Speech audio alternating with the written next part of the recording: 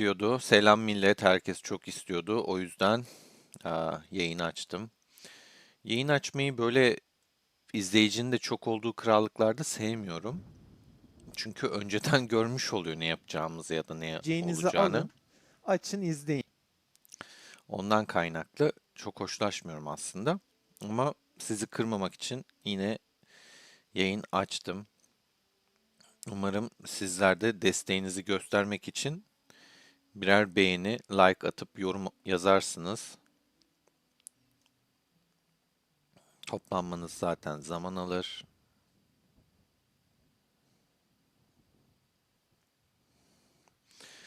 O arada hemen ayarlama yapayım ben. Ya da ne Yiyeceğinizi Siz alın, burayı izlerken açın, ben izleyin. de birlikteyiz arkadaşlar.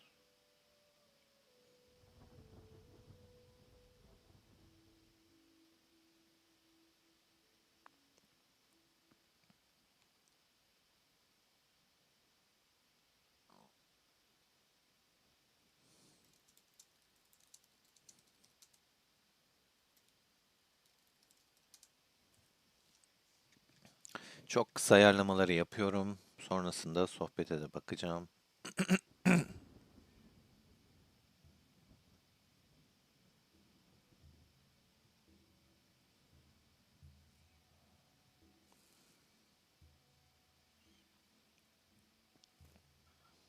Tabii bu ayarlamaları yaparken oyuna da bakmıyorum. İçtima umarım iyidir.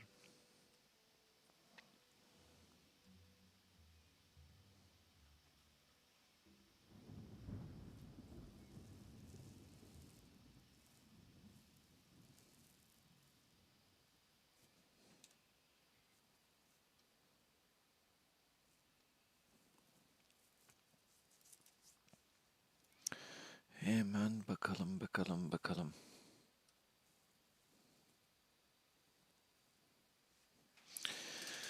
Emre hoş geldin. Aleyküm selam arkadaşlar. Evrim sen de hoş geldin. Sağ olasın. Sizler için yayın açıyorum. Vallahi sizler için.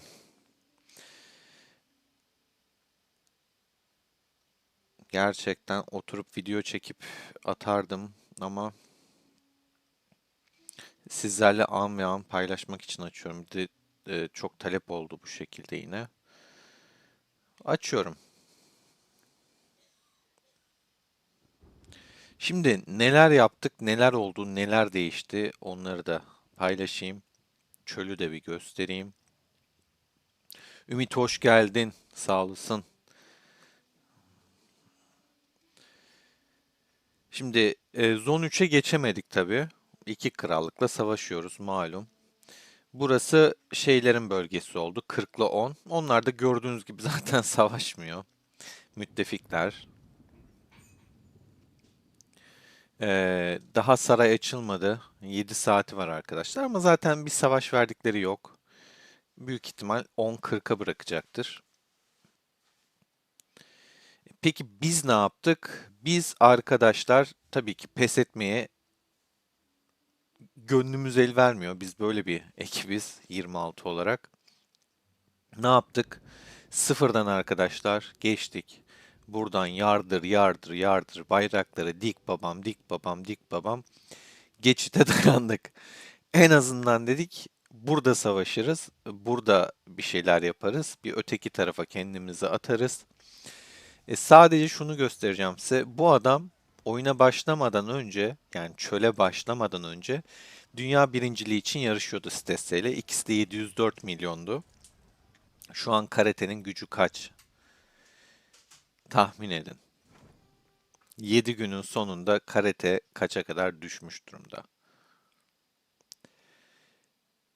Stesse 45 milyon kaybetmiş. Karate 600 milyonun da altına düştü. 592 milyona indi arkadaşlar.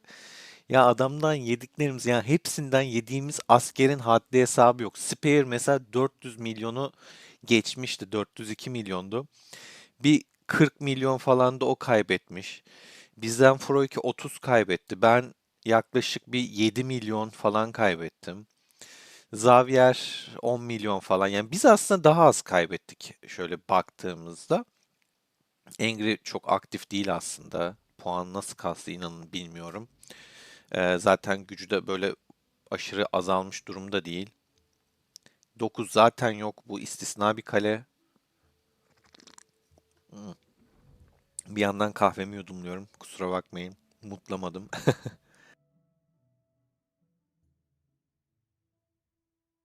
Keyif kahvesi içiyorum.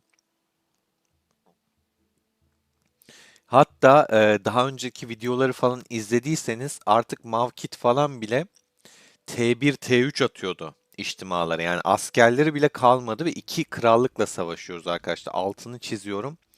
Hem onla hem de 40'la savaşıyoruz tek başımıza. Gerçekten çok zor. Çünkü askerleri çok fazla bak Spear kafa alıyor. Şey kafalıyor, Angry geliyor kafa atıyor. Angry çok aktif olmasa da bir anda gelip kafalayabiliyor. Belli olmuyor sağ solu. Yani gerçekten iki tane dolu dolu krallığa karşı çok fazla savaş verdik. Bilmiyorum. Elimizden geleni yapıyoruz işin gerçeği. Size sesi de vereyim şöyle savaş sahnelerini bir duyun. Gerçi son 2 gündür ben hep böyle şey videolar attım. Ses olarak videolar attım. Sese doymuşsunuzdur diye düşünüyorum. Hadi bakalım raporlara. 90'a 106. Ve arkadan bizim içtimai de kafaladıkları için yani mesela 5K gitmiş yemişiz. 5K gitmiş. 9K gitmiş. 5K gitmiş. 13'e 28. 4,5K gitmiş. 4,5K gitmiş. 5K gitmiş. 4,6 gitmiş. 5K gitmiş. 10K gitmiş. 4,5, 4,4, 4,7, 5, 10, 4,5. Ya böyle gidiyor belli ki. Deli gibi şuraya 9 tane rapor var hala. Tek tek de desteklemişler. Ya genele baktığında kayıpsız bir şekilde bayağı karşıdan yemişiz. 21'e 70.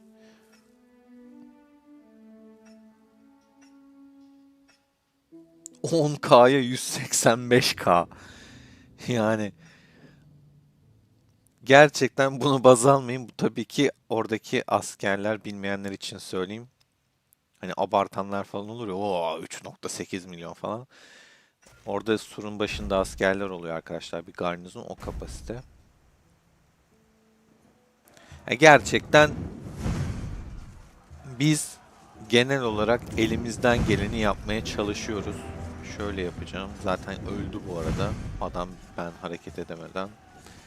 Ben ona gidene kadar.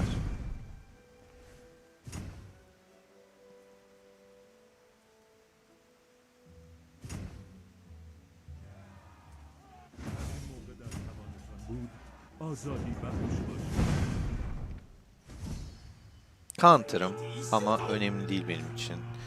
Vuracağım. Çok doluyum arkadaşlar. Çok.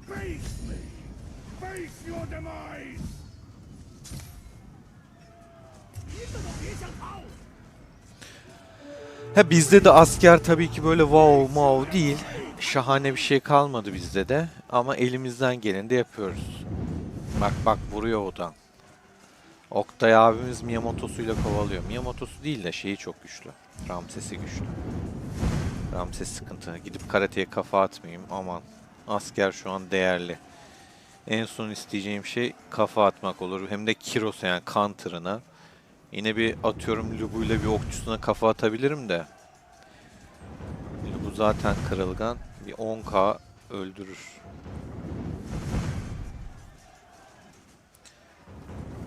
Mesela şu Hannibal'ına bir gidelim. Bak yani 40 falan geliyor sürekli destekte. Şu önce Lubu'yu çıkartalım. Gitti. Şimdi Hannibal'ı çıkartalım.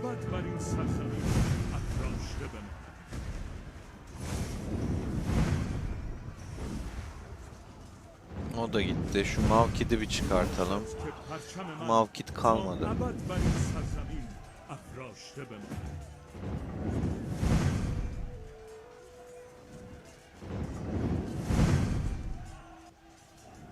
Bu karate. Mavkid şu köşedeymiş. Az önce göremedim. Bakalım.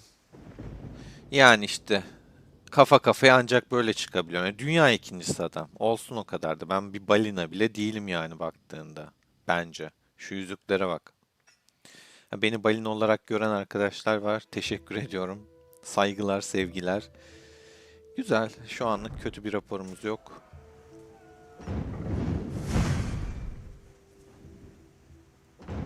Evet. Mert hoş geldin. Emre F ittifakı evet protesto etmiş. Yani 2 milyar güç farkı varmış. Eşleşme çok saçma demişler. Ki zaten saçma gerçekten. Yani 2 milyar güç fazlası olan bir ekiple de eşleştirmesinler ya. Adamların gücü 2 milyar, rakip 4 milyar stesseler. Nasıl bir saçma eşleştirme yani. Harika da gerçekten böyle saçma eşleştirmeler olunca insanın canı sıkılıyor.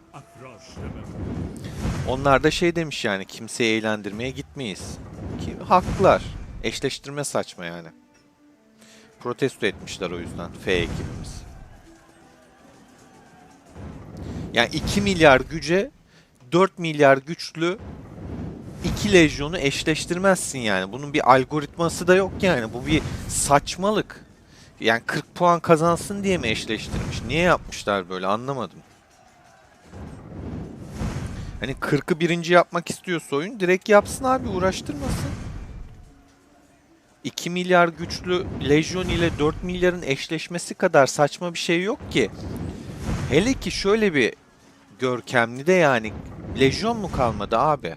4 milyarlık ya da 3,5 milyarlık falan Lejyon mu yok da 4 milyarlık Lejyon'un karşısına 2 milyarlık Lejyon'u atıyor.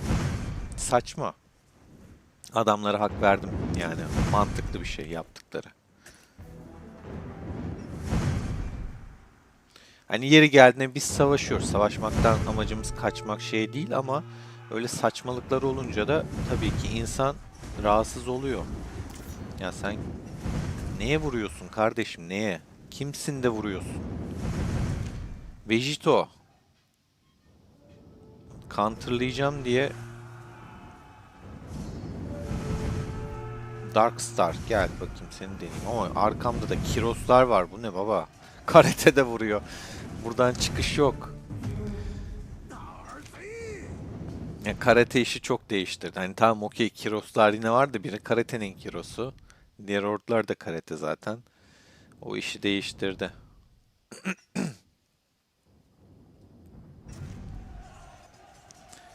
Şu arkadaki kim karate bu kesin ha. Darkstar'ın Oktay'mış bu da.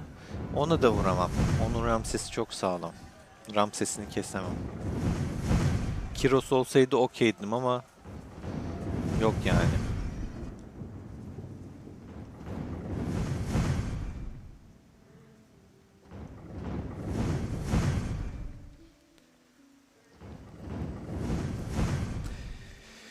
Xavier T8 açtı. Bakayım koyuyor mu şu an? Bakalım hemen. Ne koyuyor? T8 koymuş bak. Açtı çünkü. Onlar da açtı. Yani Froike de açtı. Xavier de açmıştı. T8'i yapıştırmış o da.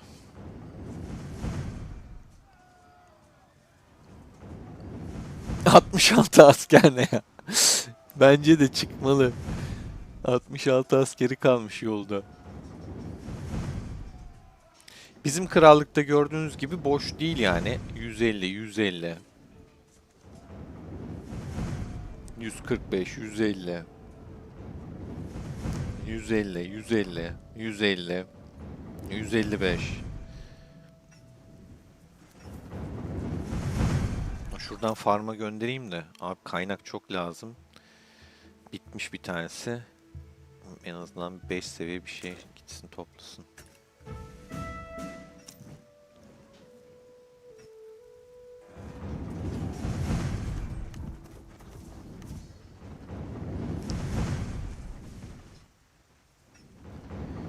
kale nerede bakayım, kaç askeri kalmış, çok merak ettim. Şuralarda yani Stesse de geldi. Kalkanlı ama bir şeyleri geri çekiyor. Ya da buraya bir takviye geliyor. Ya şu çölde Stesse bile kalkansız durmuyor. Öyle pis bir çöl. Yani ama bunun sebebi de tamamen tabii ki 26'dan bizden kaynaklı. Yoksa bu kolay kolay kalkan basmaz yani. Kalkansız ben bir kişiyi görmüyorum. Aktif değilken herkes kalkanını basıyor. Basmayanı bir önceki videoda görüyorsunuz. Bir önceki videoda 400 milyonu sıfırlamaya çalışıyorlar. Herkes her şeyi yapabiliyor bu çölde. Adam 590'a düştü. 6 milyon daha gitti. Peynir ekmek gibi gidiyor valla.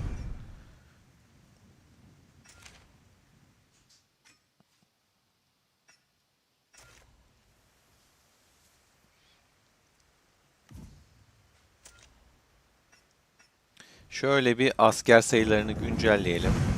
Bakalım kimde ne kadar var.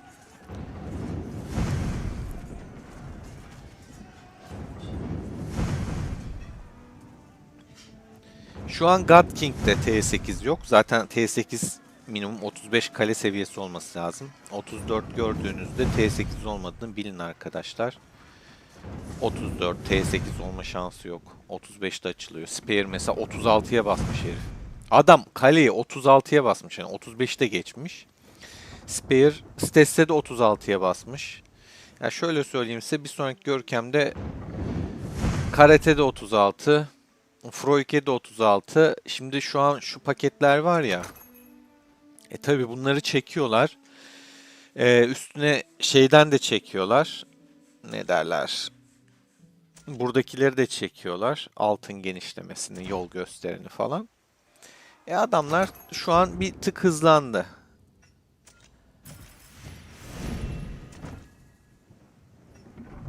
Krakenlerin gelişimi biraz daha hızlı arttı. Ben şu an bilerek mesela hızlandırmadım gelişimimi. Yoksa gördüğünüz gibi hani çektik, yaptık. Bakayım ne kadar? 129.5'a kadar gelmişim. Şu an basmayı mantıklı bulmadığım için kendimi fazla geliştirmedim. Ama hani geliştirsem de aşırı bir şey olmayacak şu an. Bak kafalıyor şu an Spear Legion'u. Hannibal öldü. Kiros da öldü. Diğerleri de öldü gitti. Ama yedi birazcık. Bakalım. Stesse de kafalamış. Gördüğünüz gibi. Spear de kafaladı. 28.5 15 bizden. Size şey videosu çekeceğim. Çok istiyor. Bu kanal abonelerine özel olacak. Yani üyelere özel. Abone ile üyeyi karıştıranlar var. Üyelere özel şey videosu çekeceğim. Çok soruluyor çünkü bu. Üyeler özel yapacağım onu. Adamın 48 milyon askeri kalmış lan. Yuh! Adam 69 milyonla başladı bu çöle. 20 milyondan fazla askeri gitmiş. Öf, rapora bak. Parçaladık yine. Arkadan hemen Spear Stesse geliyor. Ne çekeceğim söyleyeyim. Çok soruluyor bu. Çok merak ediliyor. Nasıl geliştireceksin abi? Hani şimdi mor teknoloji var. Kale gelişimi var. Kasabayı mı basalım? Mor teknolojiyi mi basalım? Araştırmada yoksa T8'e mi gidelim? Ne yapalım? Ne edelim? Bununla ilgili kendi stratejimi paylaşacağım. Bununla ilgili bir video çekeceğim. İşte hani önce T8'e mi yönelin? Şuraya mı gelin? Bunları mı açın, gidin? Yoksa mora mı gidin? Yoksa onu mu yapın, bunu mu yapın? Detayları paylaşacağım. Çok sorusu geliyor çünkü. Karate burada takılıyor. Adam 20 milyon kaybetmiş zaten. 20 milyon asker bakın. 20 milyon asker çok ciddi bir sayı ya. Sadece karate'den giden. Stesse'den ne kadar gitti? Bakalım. Onun da raporu gelmiştir. Spear 13.5'a düşmüş. Spear'ın önceki var mı? Bakayım. Şunları sil. Beni gözetleyenler bunlar. Bu Arkangelos'ta da T8 var arkadaşlar. Spear'ın galiba şeyi yok.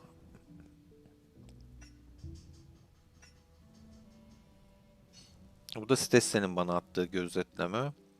Spear'ın önceki şeyi yok. O yüzden karşılaştırma yapamıyorum. Stesse'yi niye hala gözetlemedi? Attık ona da. Ha, kalkanlıyı da atamamıştım. Şimdi açtı. Hatırladım. Ama şöyle söyleyeyim, Spear'dan da 400 küsür milyondaydı. Şöyle başlanan bir 40 milyon güç kaybetmiş. Çok sağlam bir 7 milyon asker kaybetmiştir o da. Evet, Kiros'umuza artık veda edeceğiz. Raporlar gördüğünüz gibi cayır cayır yakıyoruz askerleri. Arkadan bunlar da desteklediği halde bakın. Sürekli destekliyorlar, geliyorlar, vuruyorlar. Kiros'cum da şu canla helal olsun dayanıyor yani. 2400 asker.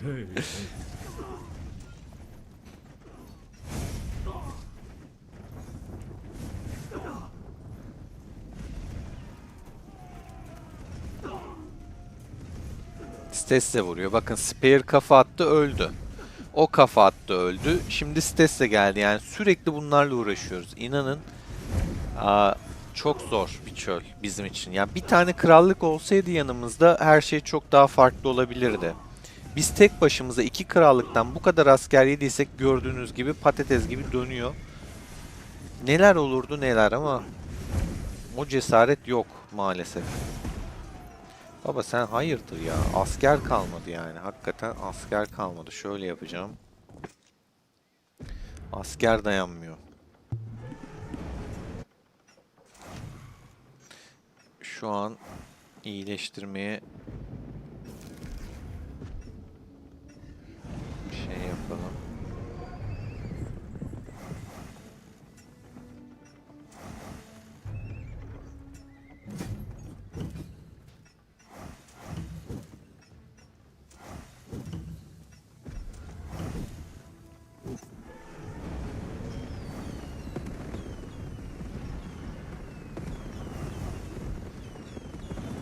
Kaynak da çekeyim.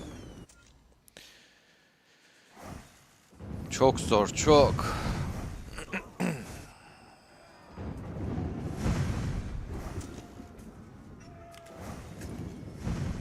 O ölüm alanına yürüyebilecek miyiz bakalım. Spear çünkü tutuyor. Van ittifakı da, IHX ittifakı da, Stesse'nin kendisi de, o da bu da hepsi şey atıyor şu an. Buradan geçirmemeye çalışıyorlar. Şu karambole bak abi. Attığımız yere bak yani. Hakikaten böyle ihtima dağıttılar zaten. Okey. Yani bizimkiler dağıttı bu arada arkadaşlar. Ati vuruyor arkamdan. Ben mi ona vuruyorum, o mu bana vuruyor? Şu an bilemiyorum. 12k gitti. Hop gitti. Hop gitti. Ati de geri direğe taktı. Bakalım. Güzel, yine güzel bir rapor. 56 milyon asker kalmış. Spear vurmuş. O sıkıntı. Tek Ati olsaydı iyiydi de. Spear sıkıntı. Şimdi sohbete bakacağım hemen. Bakacağım.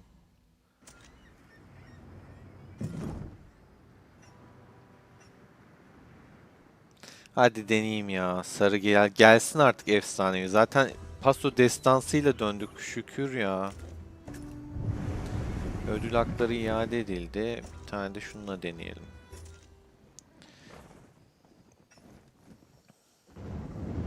Toplayıcı da dönmüş.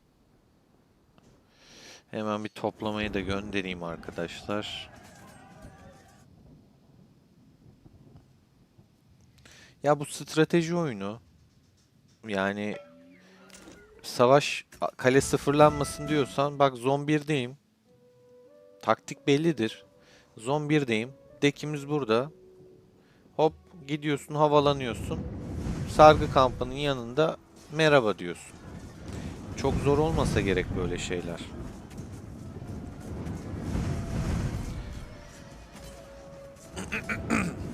Emre, sizin de elinize sağlık bu arada. Gerçekten güzel savaşlar döndü. Keşke bizim de bir müttefiğimiz olsaydı dedim ama. Arthur. Güzel, keyifli oyun, sarıyor. Splix hoş geldin, aleykümselam.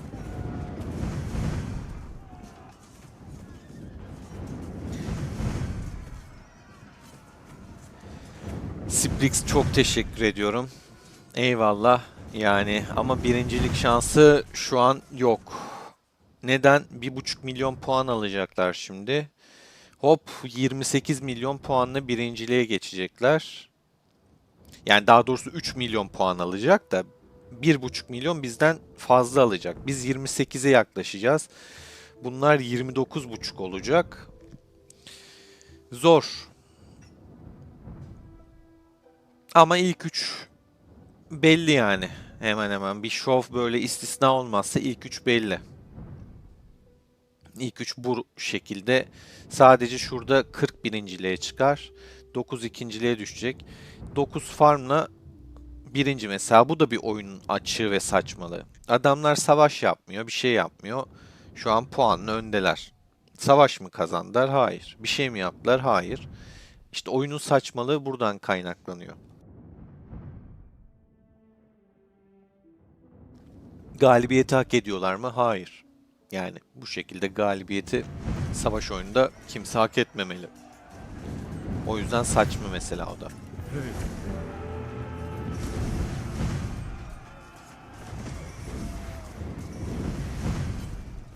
Ati vuruyor. O yüzden çok hasar yedim. Arthur'la vurduğu için counterlıyor bir de beni. Kafa kafaya çıktım yani. Şundan kaynaklı.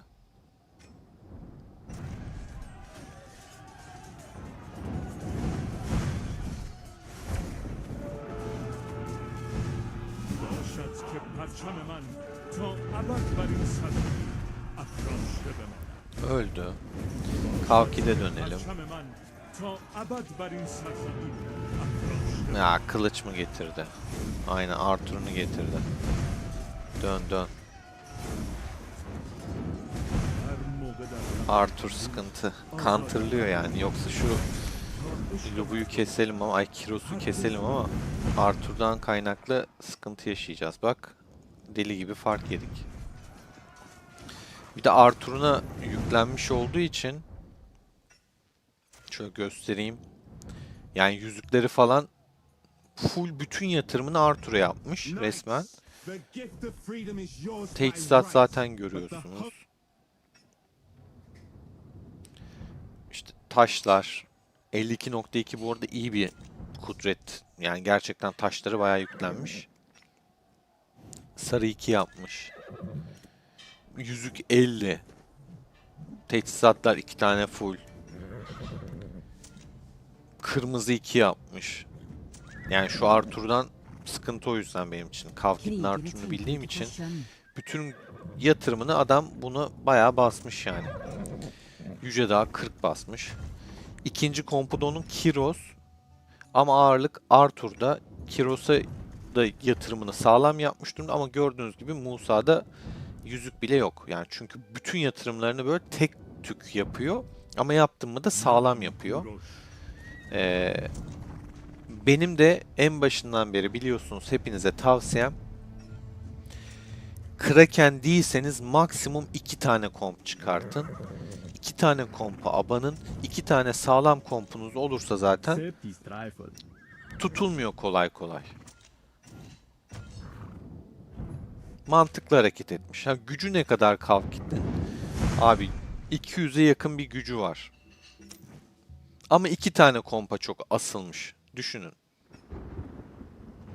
Onlar da o yüzden aşırı sağlam. 40 milyon güçte falan.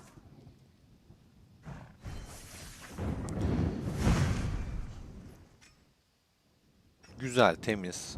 İstediğim şey. Kaç gün var? 271 gün.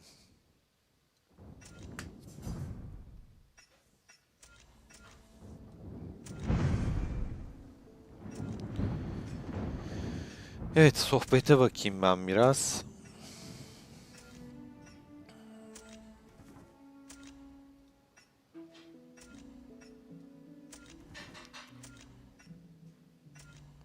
Videoyu beğenmeyi unutmayalım arkadaşlar. Sizin için yayın açıyorum gerçekten. Yoksa kabak gibi hangi kalede ne kadar takviye var, ne yazışılıyor vesaire, hani bunların görünmesi çok tercih edeceğimiz şeyler değil. Şöyle geniş açıyla da göstereyim. Aktiflik durumu şu an şu şekilde.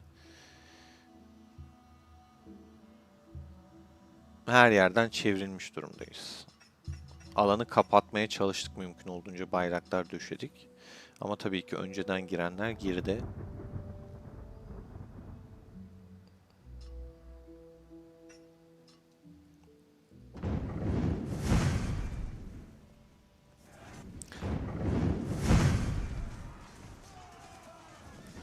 Octane Ramses'i keser.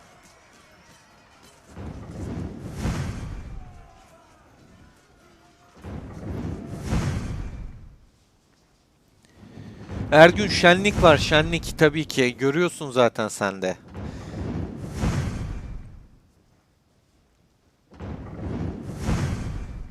Evet ya Sprix, dediğin gibi hani koymamayı şey yaptılardı. Kesin bu krakenler yazdı etti. Ama bu arada şunu söyleyeyim. Etkinliğin paketleri güzel yani. Hani gerçekten güzel. Ben beğeniyorum bunları. Her birini koymuşlar. Bir tek şey beklerdim. Mücevher beklerdim. Müco isterdi gönlüm mücevher paketi.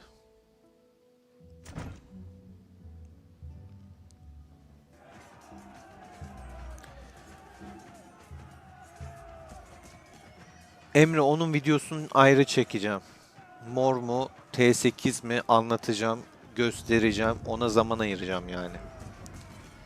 Evveze göstereyim, Lubu kompunun güncel hali şu 23.5. Zao gelmedi daha, yani var da koymadım. 5 yıldız değil. Şu an bu şekilde Lubum. Kaynayan kan var. Karşımızda kimse duramaz. Sarsıp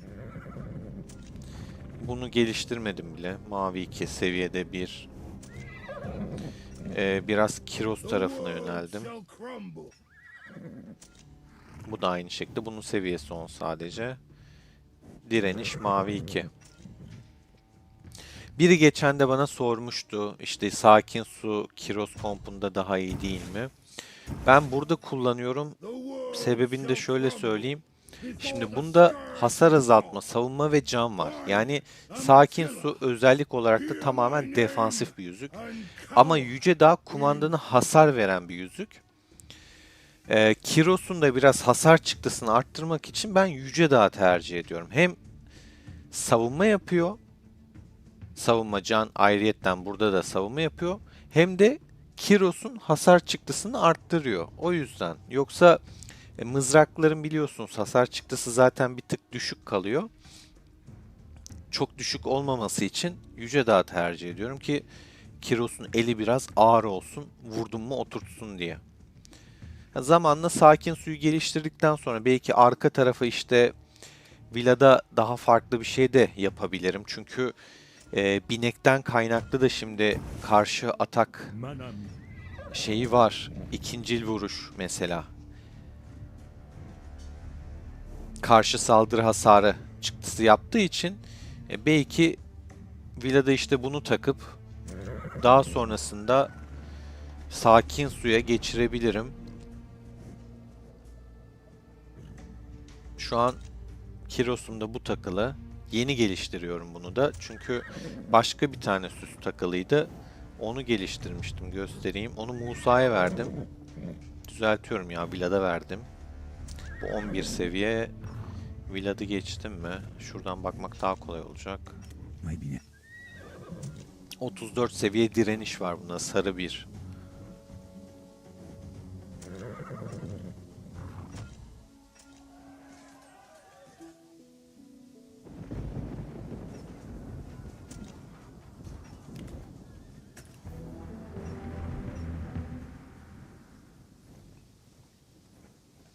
Daha mantıklı bir yere geçmiş Xavier.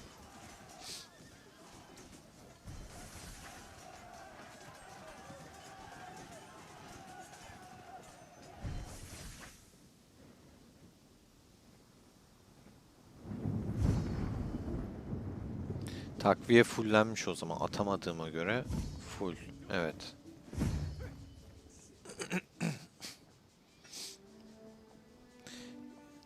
Şuradan geleni keseceğim. Kabile kesiyor adam.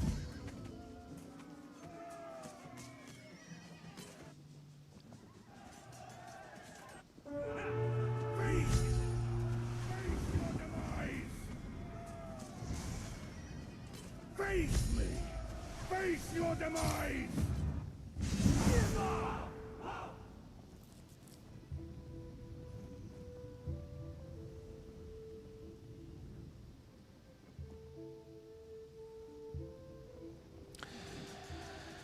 Şuraya takviye atayım. Ya gerçi kalede bir asker kalmadı. Işınlanması lazım. Evet ışınlandı çünkü askeri kalmadı. Sitese indirmiş orayı.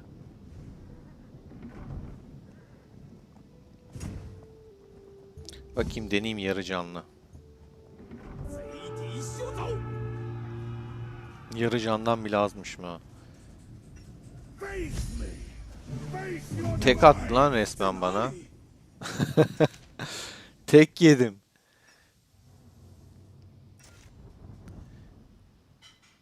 Bakayım kalesine. Buraya gidiyor. Şuradan kaleye bakayım. Erdemi güzel. Bakayım kompuna. Bu arada askerim çok azdı. Hani bir deneyeyim dedim. Zaten seviye falan üstünmüş. Gücüne bakmayın. 150 seviye çıkmış. Gece kurdu patlatmış full. Bu da kesin tek birlikçi. Ha. Sarı 3. 52 seviye. Aynen kesin yani. 3 özellikle at. Adamın tek kompu varmış. 60 seviye basmış. Ulan gittik tek kompuna kafa attık biz de. Direniş 3. Sakin su 40. Karşımızda kimse Teçhizat 2 tane 4. Bir tanesine yatırım yapmış, tam yapmış. Direniş 3. Ama benim Kiros bunu keser mi? Keser. Kutsal zambak 40 seviyeye çekmiş. Ama gördüğünüz gibi biraz şeyinde pat dedi indirdi vallahi. Helal hoş olsun. Çok yatırım şansınız yoksa yapacağınız şey o az önceki arkadaş gibi ya da işte Mavkit gibi yapabilirsiniz.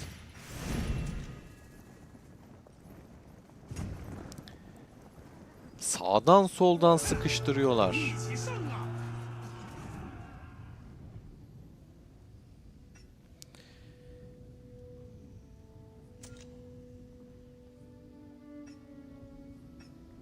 Şuna da gidelim. Sonra takviye atabilmek için.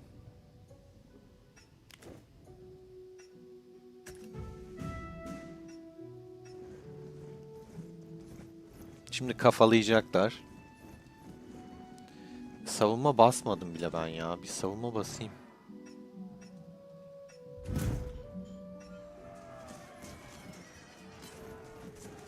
Stes de kafalıyor. Spear de kafalıyor. Hop, Spear gitti. Stes'e de gitti.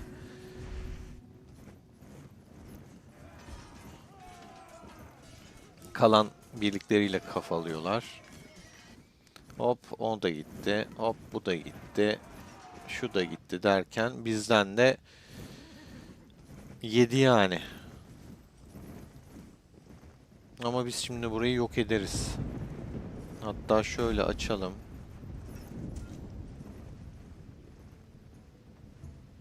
Xavier, Carnary, Jurassic götürüyor şu an.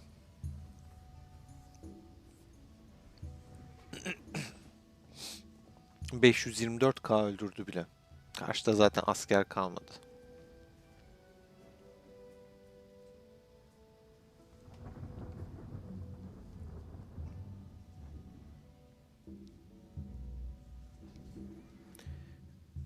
Biz kayıp veriyoruz da karşı taraf daha fazla kayıp veriyor. Yani boş yere değil ki. karşıdan askerleri yiyoruz. Daha toparlanmaları çok zor.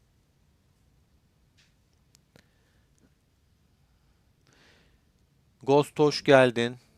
Berk hoş geldin bu arada. Öncelikli olarak da.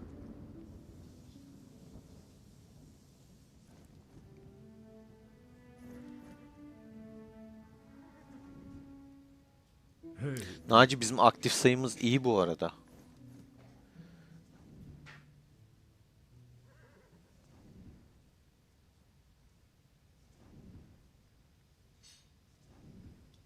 Kiros'u gösterdim Emre, o yüzden es geçiyorum.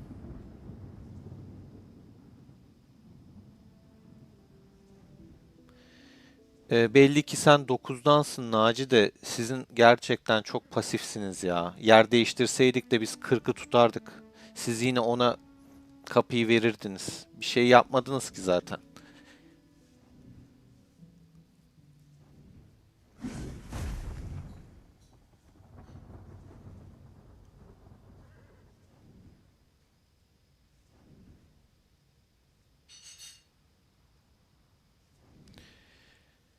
Deve daha iyi ya Emre.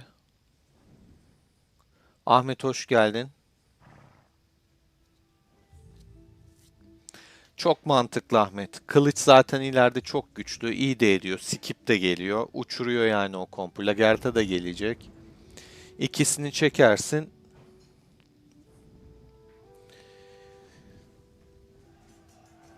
Daha bismillah 150 çok ya Ahmet.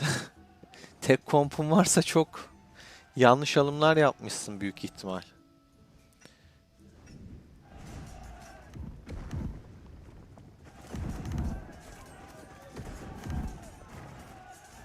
Ta buradan herif mancınıklarla şey atıyor ya. Şaka gibi, ışınlanması lazım bunun acil. Çok acil ışınlanması lazım.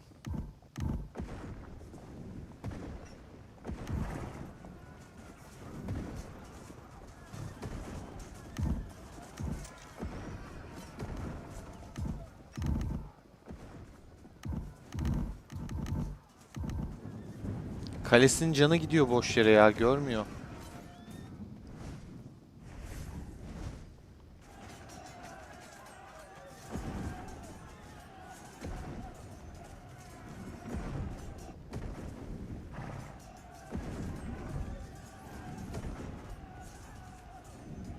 Niye takviye atıyorsunuz adama?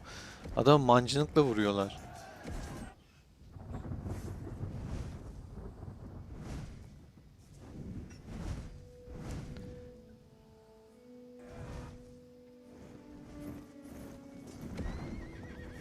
Ya Xavier, neredesin abi? Arayın şu adamı ya. Dur WhatsApp'tan yazayım ben Xavier'e.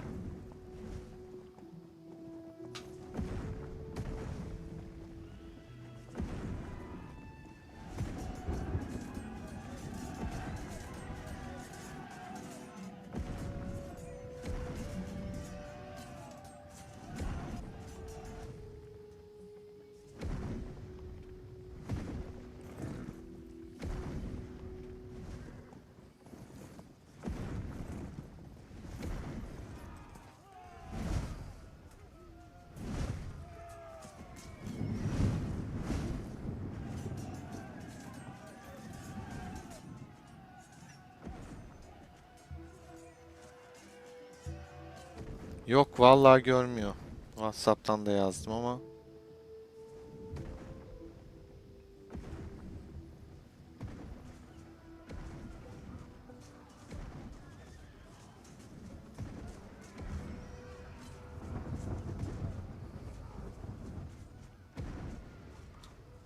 Gitti kale. Ya abi çok kötü olacak bu, çünkü bir saat aktif olamaz. Biliyorsunuz kale canı gittiğinde dokunamıyorsun. Seni ücra bir tenha yere atıyor. Kalıyorsun orada. Ceza yiyorsun. Şu raporlara bakalım. 21'e 71, 40K, 6K, 173K desteden gitmiş. Üf, mis gibi.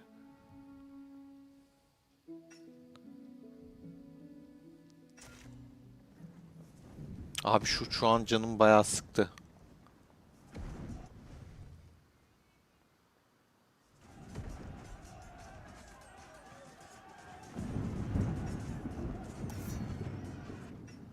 Şükür.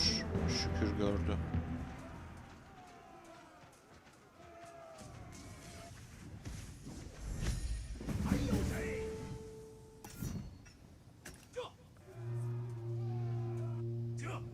Face me! Face your demise! Buraya içtima açacak birinin ışınlanması lazım. 28 taşları kaldı. Ya full canlı bir kale olursa çok bir etki etmeyecek.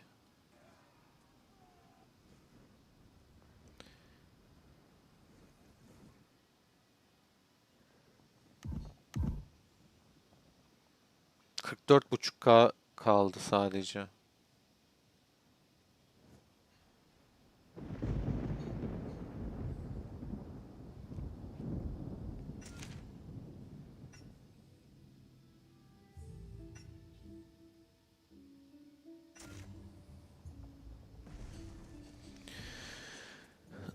Evet bakalım.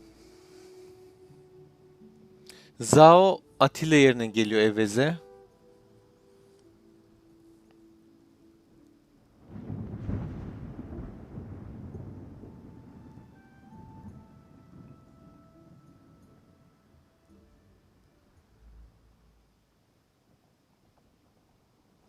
Yok Naci tutulurdu ya. Yani gözümüzde biraz fazla büyütüp abartıyoruz 40'ı da. Yani iki tane adam taşıyor zaten. Daha doğrusu hatta bir tane diyebiliriz. Tek taşıyan şu. Hani bunun bir de askerleri bir noktadan sonra eriyor, bitiyor ki. Bak en basit örneğini gösteriyorum sana. Karate. 20 milyon asker kaybetti. Yani sonsuz bir askerleri var gibi böyle kafamızda çok abartıyoruz ama gerçekten adam gibi savaştığımızda biraz da stratejik açıdan yaklaşınca gidiyor abi, askerleri eriyor onların da yani. Şey değil sonuçta, bunlar da ölümsüz değil. Bak az önce gitti kafa attı kendisi. Ha, bizden giden bu. Yani şu koca krallığa koyar mı? Koymaz ama bu bir kişiye sürekli yapa yedirdik yani. Hani güce bak. 50 milyon gücü gitti. Gitmeye de devam ediyor. Karate'de zaten 20 milyon asker azalmış. Bir noktaya kadar bunların da gücü. Anda bak kale kafalıyor şimdi de. Şu an canını görüyor musun askerlerinin? Yani çok abartıyoruz.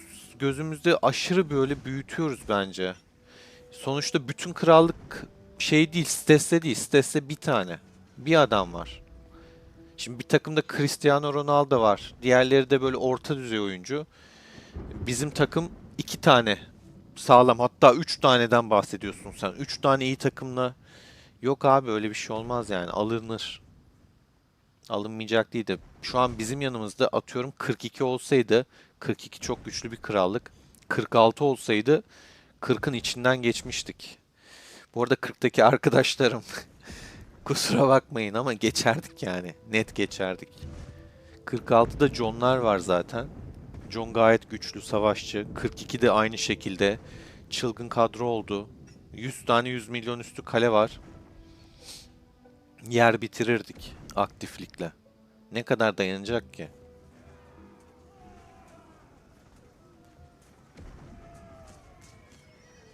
Doğukan geçmiş olsun. Bize de öyle oldu. Boş ver.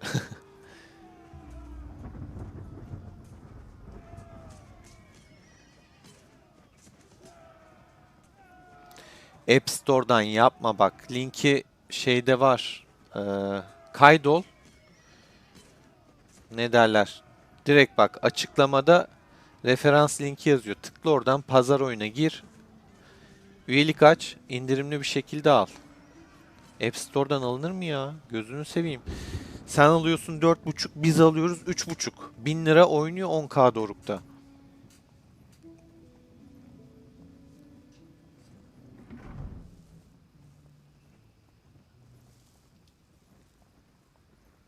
Beş yıldız Atilla kullan Emre.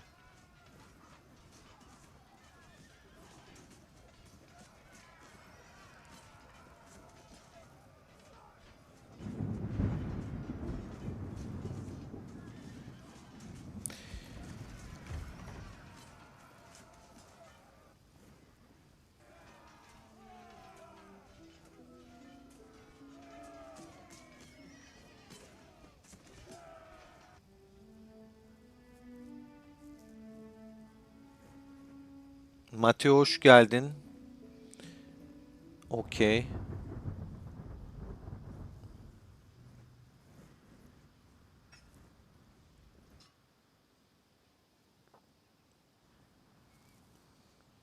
Şimdi bakalım 146'ya 194. Yine 200k yakın kaybetmiş.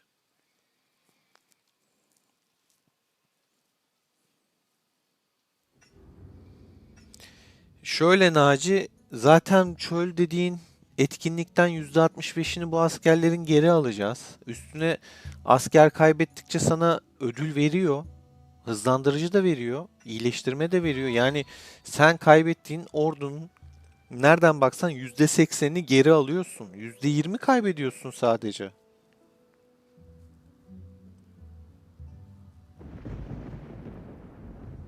Ve hani öyle adamın yok 20k hızlandırıcısı var basar eder. Bassın o zaman şimdi yani. Niye basmamış? Niye gücü 600 milyonun altında? Evet var da adam araştırmaya geliştirmeye harcamaya çalışıyor şu an. Bir yere kadar ya. Ben o kadar abartıldığı gibi düşünmüyorum ve zaten hani şu anda da aslında gösteriyoruz bunu.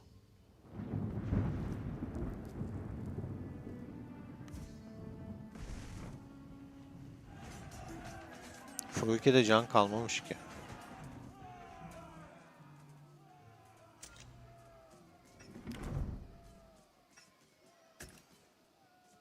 Yer yok. Kaçırdık onu biraz. Şöyle yapalım.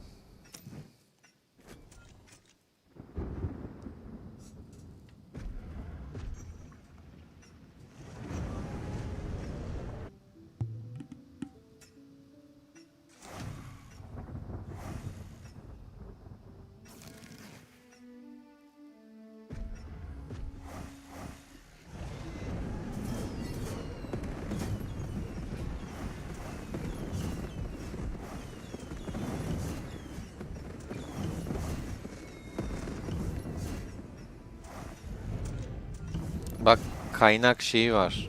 Farm etçik bitti, etçik yiyecek yok.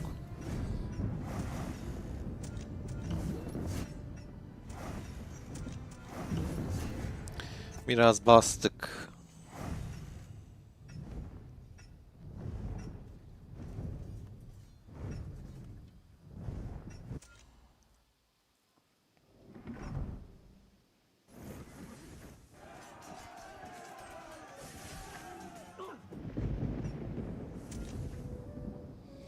Hadi bakalım yürüyüşte. Tek sıkıntı Furuike'nin kalesi çok geride. Yürüyüş yolu daha uzun. Adamın kale burada. Bak Kaukid'in Arthur'u Furuike'nin Kiros'u kesiyor. Neden abi? Adam bütün yatırımı buna yapmış. Üstüne de CT'liyor. Zaten şu birliğin gücü 40 milyondan fazla.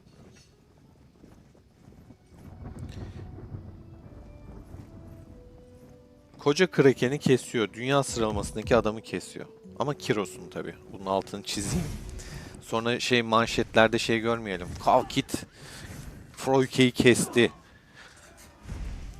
Daha yolda içtimai zaten kafalamaya başladılar. Hemen şuradan takviye atmaya çalışalım diyeceğim ama zaten insanlar attı. Ya bir bize denk gelir şimdi ha. Oktay'ın şeyi de Ramses. Al. Vallahi gitti beni buldu. Stesse de orada. Bu karambolde gitti bizi seçti yani. Abi ayıp ediyorsun bak abi. Bu arada şaka yapıyorum. Savaşta okeyiz yani.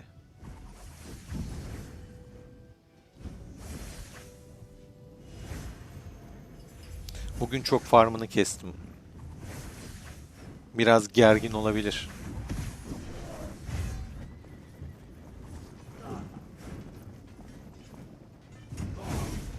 Bak yine bana vuruyor Miyamoto'suyla.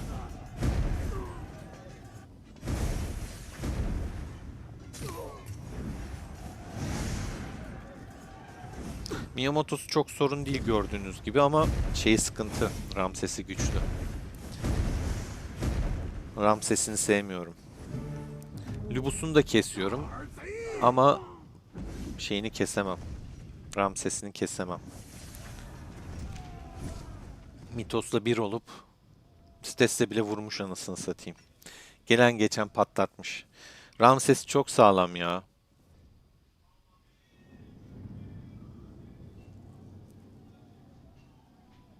Yüzük farkına bakar mısın? Yani Ramses'in neden sağlam olduğunu da görün.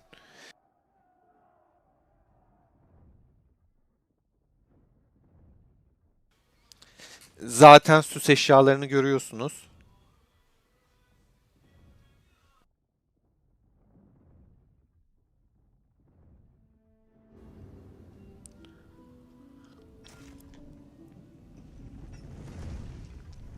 Takviye atamadık ya.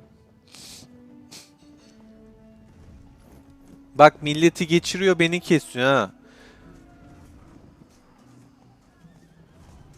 Çok farmını kestim bugün ama. Bugün bakayım geçmiş rapora. Biraz gıcık olmuştur tabii.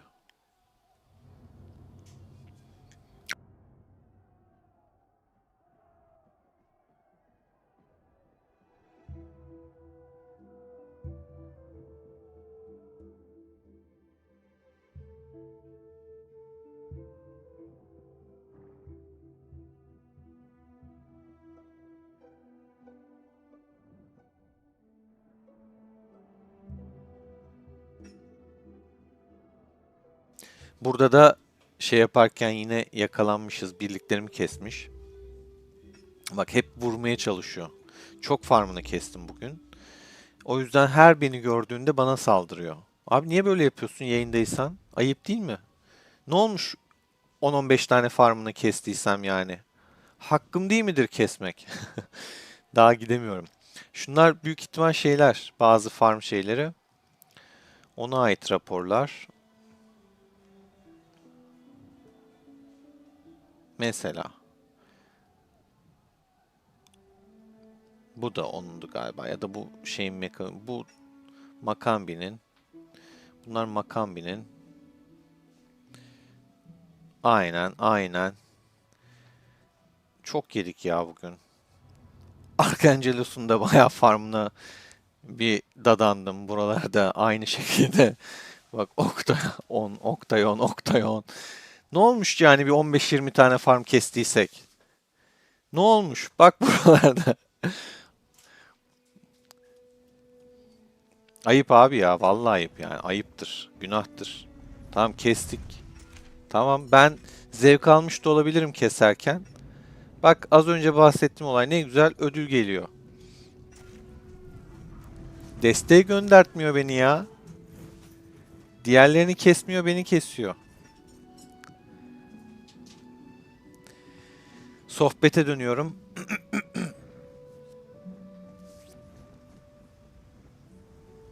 Ya Naci bak Zon 1'den oynuyorum. Kraken'le ilgisi yok bunun. Zon 1'den siz de yapabilirsiniz. Gelebilirsin kardeşim. Bak ne güzel savaşıyoruz. Kalenin sıfırlanma derdi yok. Kafan rahat. Bak hem sohbet ediyorum hem başka ekrana geçiyorum hem savaşa katılıyorum. Yani hem oyunun tadını da çıkartırsın. Bir hafta boyunca ne abi orada içeride ne yapıyorsunuz? Oyundan soğursun zaten.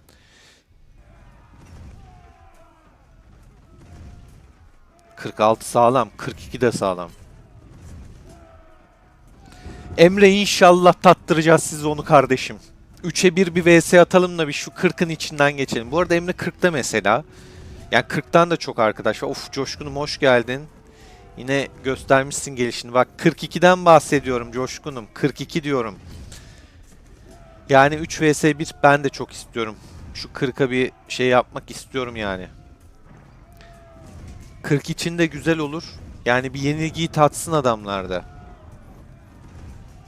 Yok savaşmayalım, yok öyle yapmayalım, böyle yapmayalım. Bu adamları kim yenecek? Yenecek adamlar var abi, abartmayın ya. 40 yani bir sitese var diye şey mi oldu? Ha aktifler de bu arada ve çok şeyler, koordineler. Oyunları çok güzel ama yenebiliriz, yenilebilirler. Bizimkiler de attı bu arada arkadaşlar içtimai ve raporu göremiyorum çünkü atamadım adam.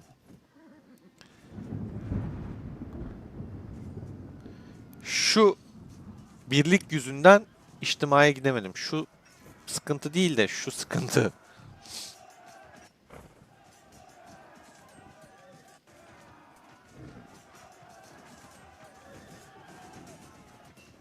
Ah Ahmet ah. Önceden izlemeye başlasaydın keşke. Coşkunuma bir like atayım. Şuradan desteği için.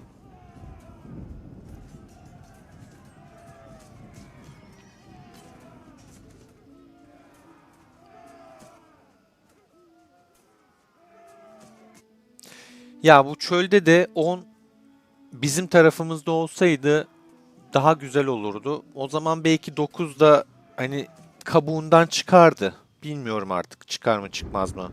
Ama belki çıkarlardı. Daha farklı olabilirdi belki ama. Ama yine de böyle çok wow olmazdı. Ben bu çölde mesela 42-46 isterdim yanımda. Hakan'ım hoş geldin eyvallah. Sezer hoş geldin. Çok yalnız kaldık Emre çok. Mert aleykümselam.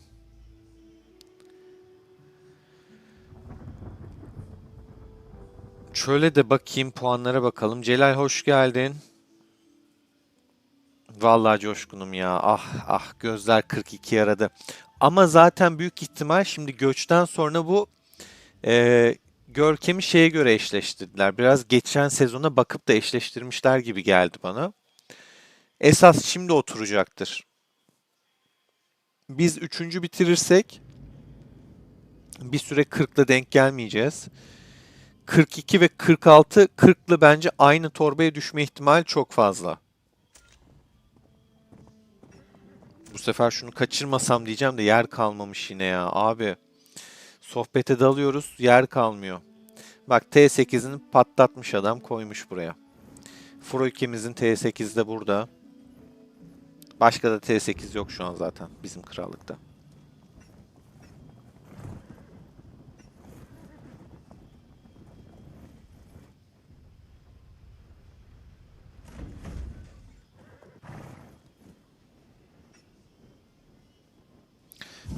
Asker sayıma bakacağım.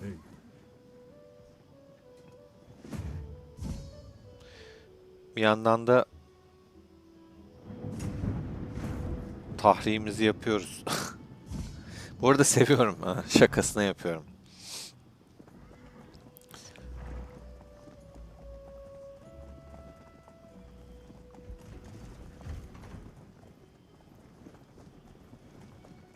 Ghost'cum sorma ya. Millet T8, T9 açıyor. Bak T8'leriyle geliyor. Gerçi şöyle iyi bir haber vereyim. Bütün T8'ler açık değil arkadaşlar. Herkesin önceliği Engri hariç. Engri'ninki süvari. Engri süvari açmış. Belki de farklılık olsun diyedir. Hani içtimalarında falan çeşitlilik olsun diyedir. Engri'nin T8'i süvari. Stesse'ninki kılıç. Spear'ınki kılıç. Şurada 10. krallıktan Arkangelos'unki de kılıç. Ama Engri süvari açmış T8 olarak. Dur gideyim sataşayım bir ya. İçim rahat etmez.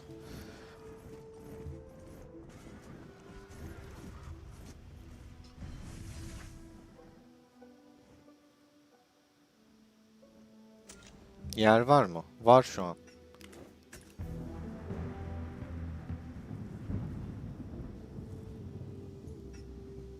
Saldırı buff'ı var mı bende? Yok. Ulan saldırı buff'ı basmamışız. Vay be. Bas baba %30'u bu sefer. Bir Arkangelos'u ziyaret edeyim ben ya. Şu Arkangelos'un. Çünkü burada bugün çok kestim. Oktay abimizin de şuralarda çok kestim işte. Bilenmiş tabii ister istemez. İnsan gıcık oluyor abi. Sürekli biri geliyor sana sataşıyor, farm yaptırmıyor. Kılcı hareketler. Ama yapacağız tabii. Ne yapacağız yani hani? Salarsak ne olacak? Mesela en azından olan 9 bunu yapsaydı be. Gidip farm kesseydi. Neyse. Sağlık olsun. Bu çölde böyle geçti. Patlatacak zaten kritiği. Şu ya şu bak. Bak adamı rahatsız et yani. Bir bildirim gitti. Adam 3 kere kalkan bastı kalkanını bozdu benim için.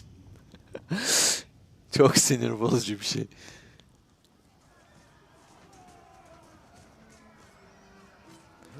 Aynısını Oktay abi de yaptı. Kalkanlıydı. Benim için kalkanını bozdu. Sonra gözcü attım, yine kalkan bastı bir 15-20 dakika sonra. Bir de aralık veriyorum, birazcık dinlendiriyorum. Ondan sonra tekrar şey oldu. Xavier gelmiş de Xavier'in kalesine can yok ya.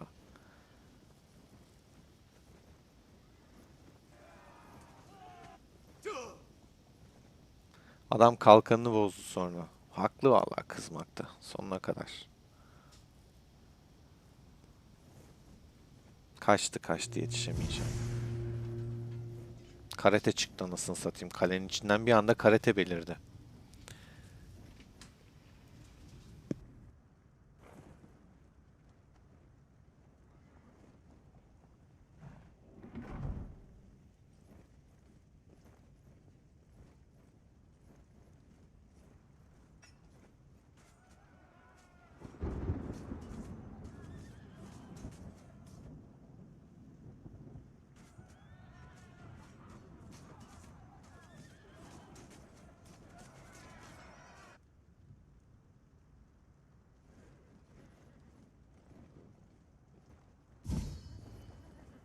Aman Allah'ım, sitesi var. Geri. R. Hemen R.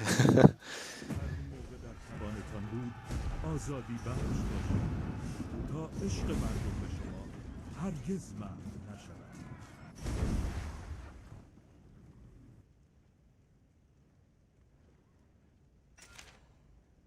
Stes'e girmeseydi tabii ki bu sonuç daha farklı olabilirdi. Ama Stes'e girdi işin içine. Rengi değişti. Burada zaten dokunamadım. Dokunamadığım adamdan ben daha fazla zayiat vermişim. Saçma.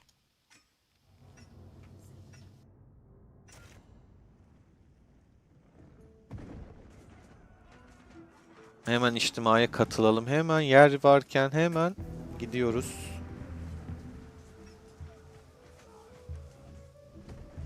Ulan bunların da ne bitmez mancınığı varmış be. Kalelerimizin canlarını yiye yiye bir hal oldu. Burada Spear var. Şu sitesi. Benz. Spear.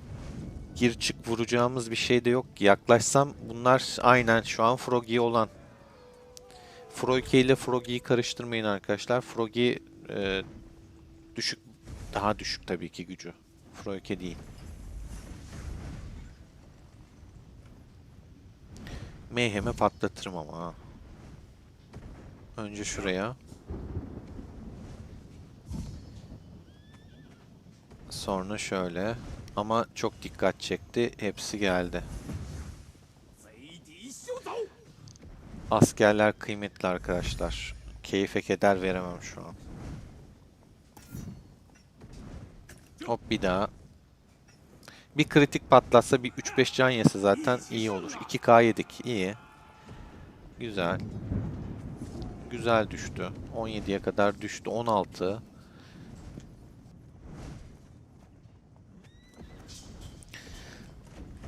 Bir de şuradan vuralım.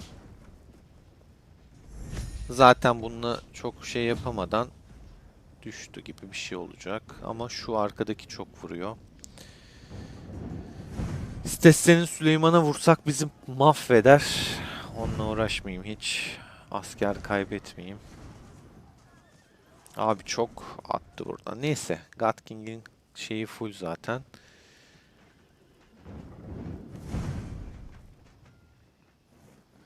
Bizimkiler de buradan şeyle, tokmakla Oktay'ın kaleyi patlatıyor. İyi de yapıyor. Yer açsınlar yani. Şu kaleleri dışarı atsak çok çok iyi olacak. Kolay kolay destek şu alana girmeyecekler. Yani bunu daha erken yapmaları gerekiyor bu arada. Mancınıklarımız nerede mesela? Bak bu adamlar hazır buradayken biz niye mancınıkla mesela şu kaleleri patlatmıyoruz? Hemen şu bayraktan çekeceğiz mancını. İndireceğiz. Buradan bayraktan çekeceğiz, indireceğiz. Abi işte ne yapalım yani. Sakalımızda yok ki diyeceğim ama var, sakalım da var. Şu sitesi dokunduğu an T8 ile görüyorsunuz.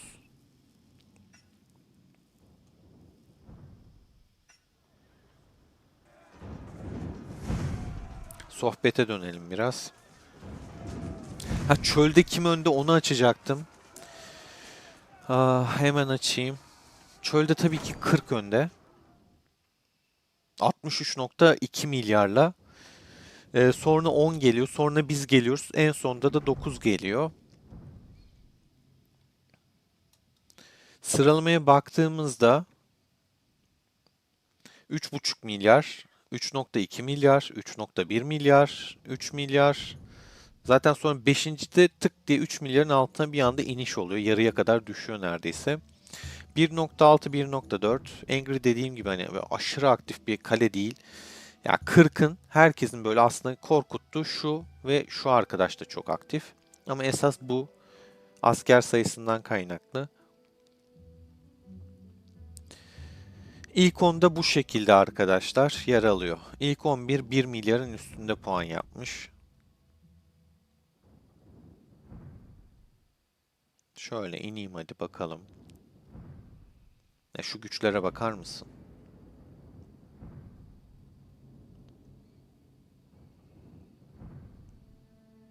Bu adam nasıl buraya gelmiş? 505 milyon yapmış. Helal. Herhalde savunmayla. Ya da birileri gidip kalesine kafa attıysa.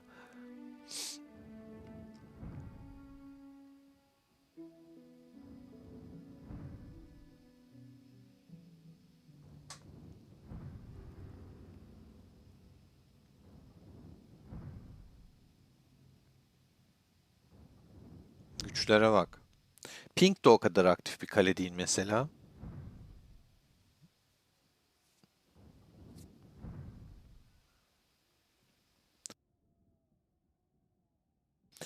Ya böyle bir çölde arkadaşlar şöyle güçlere bakınca puan yapmak çok zor bu arada.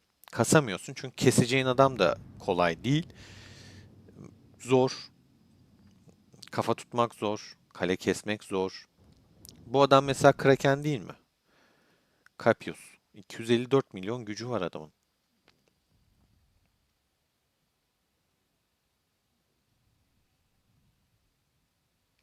Böyle gidiyor arkadaşlar. Şimdi şöyle bir bakalım çünkü içtimamız gidiyor. Hemen vurmaya geliyorlar. Spear geliyor. Buff basılı mı? Mor savunma. Sarı saldırı. Okey.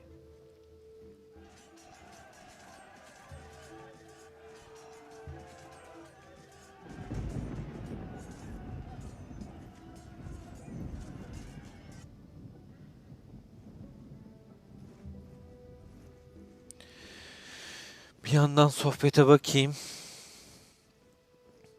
Yüzük sıfırlama gelmesi lazım Evvez'e ya. Bunu bütün süper kor oyuncuları da bir olup yazalım mutlaka. Spear'ın ordu şu an gidiyor. Yıldız hoş geldin. O hoş geldin. Siyah Beyaz Junior. Ahmet hoş geldin. Çok yatırım yapmadan oynayabileceğin komp kılıç olur. Mızrak olur. Yani onları çarkla böyle vali komutanına falan ihtiyaç duymadan bütün sezon biriktirirsin imparatorluk paralarını. O şekilde yaparsın. Stealer puanlarını tekrar göstereyim. Kaça için? Kaça. Pokemon aklıma geldi. Şu an 26,9 milyonla 9 var birincilikte. İkinci 26,5'la 40. Üçüncüde 26,2 ile biziz. Ama çölden sonra 41. olacak. 9 ikinciliğe düşecek. Biz yine üçüncülükte kalacağız gibi. Birinci olmadıktan sonra çok bir anlamı yok zaten. Hatta üçüncü bitirirsek şöyle daha iyi olur. Bir sonraki Stealer'da işte üçüncülerle falan eşleşmiş oluruz. Onlara da yenmek daha kolay olur. Çünkü şöyle bir Stealer'da biz üçüncülükten bence daha fazlasını hak ediyorduk. Ya bir ya iki olmalıydık. Ama bakalım. Ha tabii Harika ve Şafak'ın da etkisi olacak. Daha bitmemiş harika savaşları vardır diye düşünüyorum. Bu kapıyı alacağız biz bu arada. Belli yani hani. Zaten kalmadı bir şeyde. Burada spare var. O yüzden hiç buraya bulaşmıyorum.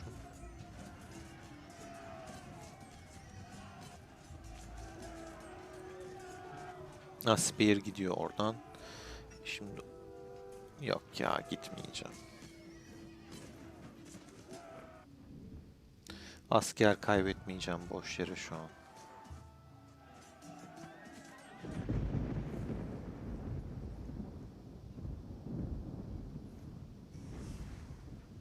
Şu kapıyı indirip hemen şurayı yok etmek istiyorum.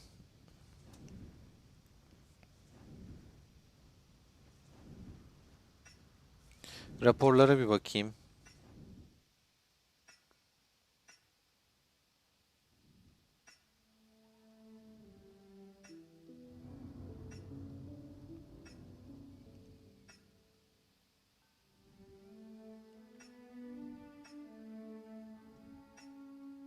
Öf, 21'e 205 yok etmişiz.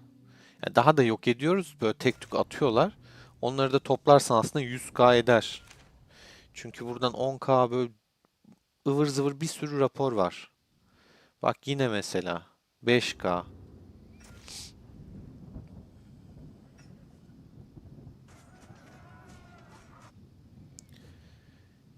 Yerde bir sorun var mı? Bakıyorum. Şu an bir problem görünmüyor. Bazen sohbete dalıyorum. Adamlar kalemize falan kafa atıyor. Ha bak, Van İttifakı'nın içtiması geliyor. Hadi bakalım. 3 milyon şey var içeride. Bunlar da buradan takviyelemeye çalışıyor. 12k daha gitti. 4.7 daha gitti. Van İttifakı geliyor bakalım.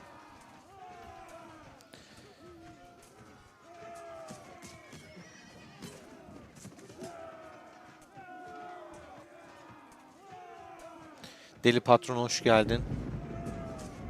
Aura akşam ama zaten biz o alana giremiyoruz. Biz de oraya giremiyorsak diğer yerlere gireriz deyip başka bölgelere yöneldik.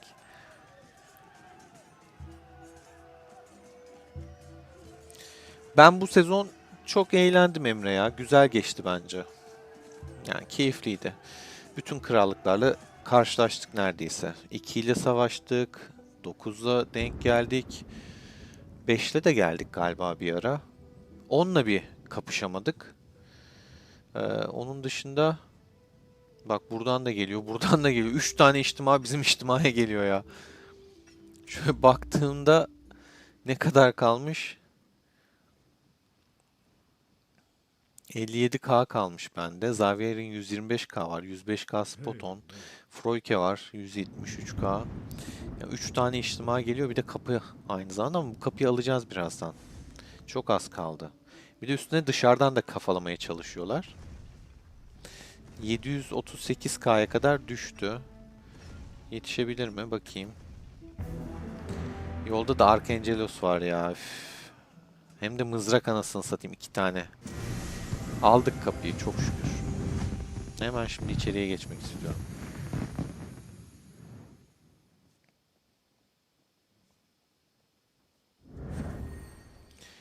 ...45.2 milyon.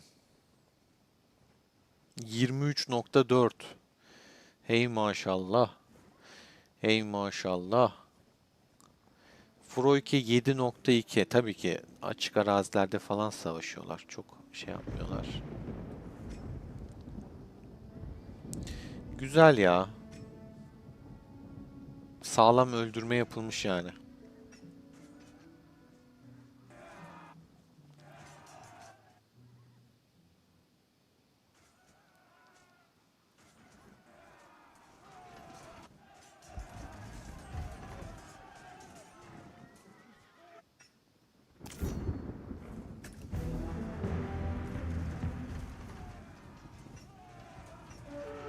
Baba orada Arthur var ya.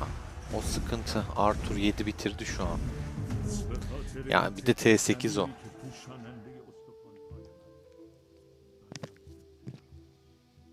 Arthur'u görmemiştim. Atmazdım yoksa. Yani şu Arthur'a bakar mısın? Şunun da bir nazarlık, yani bir tanecik seviyesi kalmış. Atamata bak. Bu adamın Arthur'u sıkıntı. Farmlarını kestiğim arkadaş az önce. Knights, the gift Baksana of sus freedom is eşyalarına falan. Krigere tenker ikke på skjønn.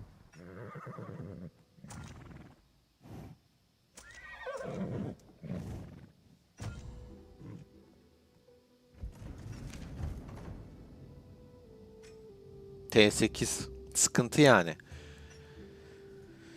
Güzel yedik. Sağlam yedik. Allah bereket versin.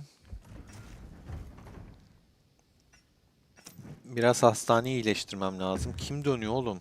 Lubu dönme. Sana kim dön dedi. Yok yok gelme hiç. Aa dur bakayım şurada bir farma kadar gelmişiz. Gelmişken bir tadına bakalım.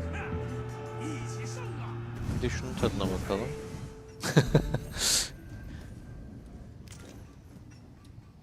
Bir burrito yemek istemişti canım zaten.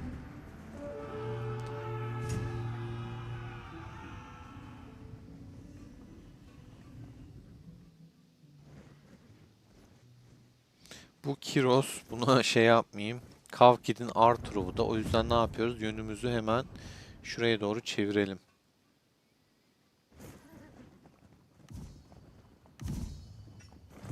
Bayağı da yürümüş gelmiş ya, fark etmedim.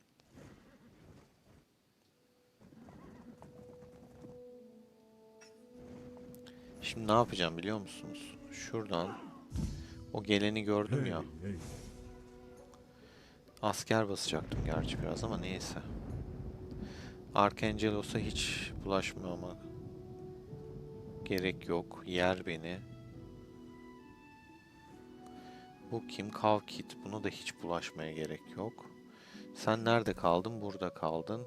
Seni şuralardan çekmemiz lazım.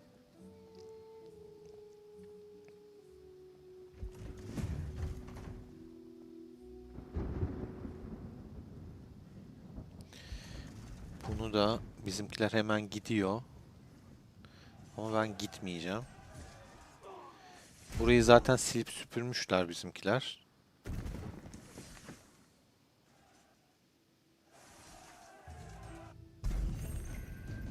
Bak bak ışınlanmaya başladılar bile hemen.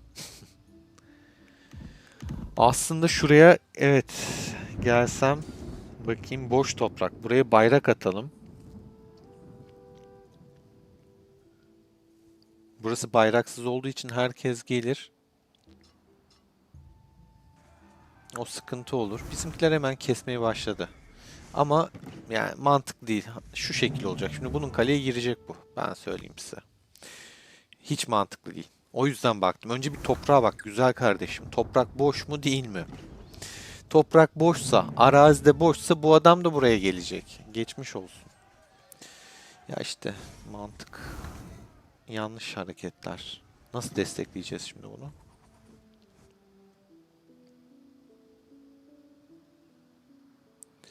Biraz aceleci davrandılar. Karnları büyük ihtimal yanına gelmiştir diye düşünüyorum. Aynen. Bir destek atar da. Şimdi Stesse de buraya gelse bunu vursa ne yapacaksın? O da bunu vursa ne yapacak? Yanlış. Çok aceleci. Kale ışınlanması şu an saçma. Önce ne yapardık? Şuraya bir bayrak dikerdik. Bayrağımızın içine gelirdik. Adam giremezdi en azından. Bir yürüyüş mesafesi olurdu. O sırada takviye atabilirdik ama sen gidip de buraya ışınlanırsan bu adam da gelir götünün dibine girer. Ah. 500 bin. Yani geçmiş olsun abi. Yanlış bir şey.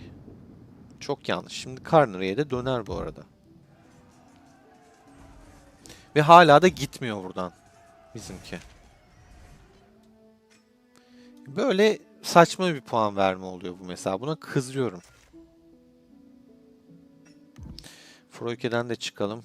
O da gidebilir bir yere ışınlanabilir. Yine geri dönmesin. Sargı kampına doğru gideyim.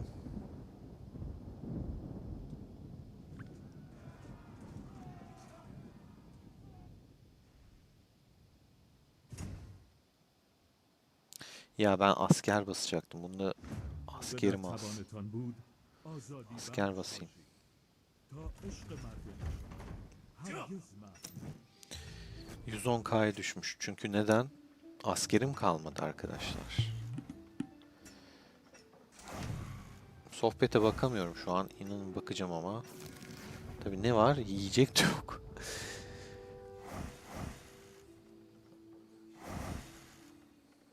Hadi babacım ya. 13 dakika ne ya?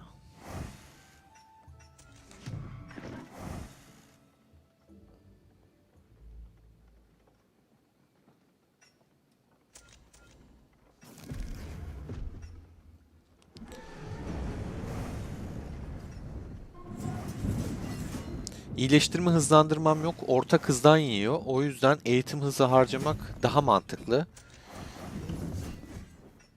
O hastane kapasitesi zaten 1 milyon anasını satayım. 150K'da. Ortak hızlandırıcıyı mümkün olduğunca yememeye çalışıyorum. Yine işte mümkün olduğunca kendim stratejik düşünmeye çalışarak hareket ediyorum.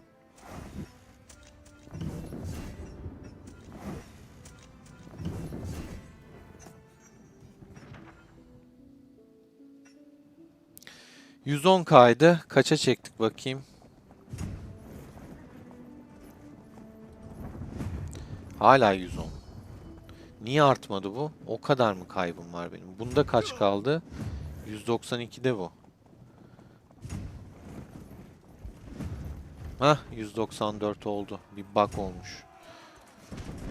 O kadar bastık, iyileşti gitti. Ne oluyor dedim. Tabii ne oldu bizim çocuk? Hala duruyor.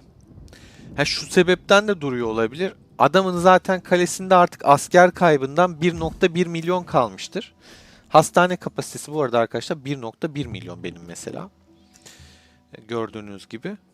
Asker sayımı da göstereyim. Bayağı azaldı yani. 2,6 milyondan 1,5'e kadar düşmüşüm. Onun da 1,1 milyon kaldıysa askeri vursun demiştir. İstediği kadar vursun. Hastane kapasitem kadar zaten takviye ile de ben tekrardan hallederim deyip orada durmuş olabilir. Ama yanlış. Çünkü adam puan kasıyor orada. هر موقع در Hayvan gibi توانتان puan بود kasıyor yani. آزادی بخش باشید.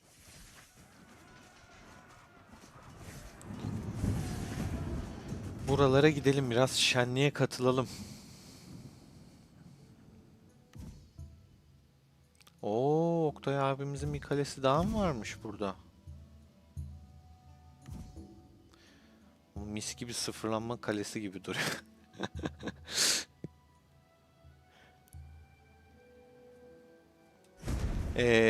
Buradan Türk arkadaşlara sesleniyorum. Kalkan basın. Çünkü ben size açık ve net söyleyeyim. Birazdan bunları sıfırlarız. هر موقع در توانتان بود Bak, gayet güzel bir şekilde izah ediyorum. تا عشق من Sıfırlarız. Mantıklısı o olacak çünkü.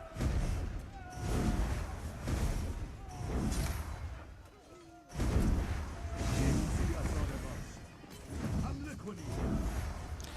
Hamına koy gibi bir şey söylüyor burada. Kiros. Komiğime gidiyor benim her seferinde. Yeter ulan yeter. Kaç kılıcınız var? Ramses gelip duruyor üstüme ya. Ayıptır, günahtır. Şu Kiros'a bir dokunsa, ay Lubu'ya bir dokunsaydım. به خاطر اینکه زمین نشاننده استخوان‌هایم است. Her yerden Ramses çıkıyor ya. Bitmedi bu Ramsesler. Şuraya bak. 7'şer K zayiat verdim Ramses yüzünden. Ama ödülünü de güzel aldım. Şimdi hakkını yemeyeyim. Ne Ramses'miş bu ya? Ne Ramses abi bu? Tırt da bir Ramses. Bunun Lubusu nasılmış? İşte. Fena değil bu arada yani kötü değil. Bir de bu ceza varmış bize. Yeter ya. Ayıptır. Şu güçlüydü büyük ihtimal. Bu çok vurdu bana ya. 150 seviye bu. Tırt olmasına rağmen yüzükler tırt ama seviyesi 150. Araştırması gitmiş, artmış bunun. رجيلا هم نترام كالنص. Bricks and blocks have Yüzük de yani o kadar aşırı da tırt değil bu arada. Sarı yüzük hepsi arkadaşlar.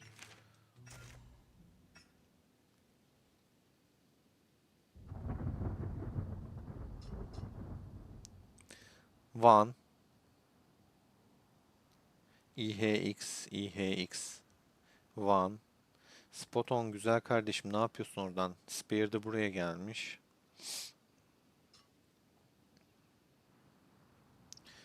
gözüne kestirmiş olabilir.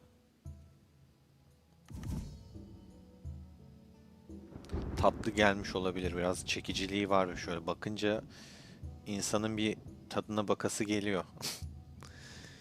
Neyse, sohbete dönüyorum. Ah,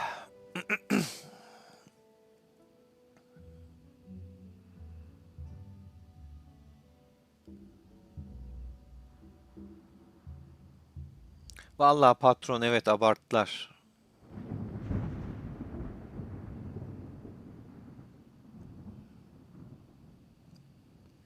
Saray Savaşı'nı riskli olabilirdi diye. Çünkü az önce içtimaları da gördün. Hani içtimamızı kesmeleri de kolay olmuyor. Düşün bak, 10 bize içtima açıyor. 40 bize içtima açıyor ve 40 ile onun en güçlü ittifakları. Üstüne onun diğer ittifakı da bize içtima açıyor. Erimiyor yani kolay kolay içtimamız. Sarayda başlarına bela olurduk. O yüzden stratejik açıdan doğru olanı yaptılar. Sarayı hani öyle aldı mı vermemiz çok kolay olmazdı. Alamazlardı kolay kolay bizden. L11 bilgi için teşekkürler. Coşkunum gelsin tabii ki. Bilal'im, şu an zaten geçidi aldık. Yapacak bir şey yok ekstradan. Vallahi ya, 2 farm keseceğim diye kaleye gitti, sıfırlattı. Belki askeri kalmamıştır. Ondan yapmıştır diye düşünüyorum. Yoksa mantıklı hiçbir açıklaması yok bu işin. Yani şöyle canavar varken etrafta gidip de yapmazsın onu.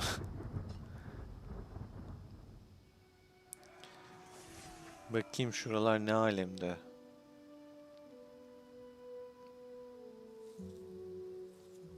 Bak bak, buraya yine farm atmışlar. Bu sefer de şu atmış.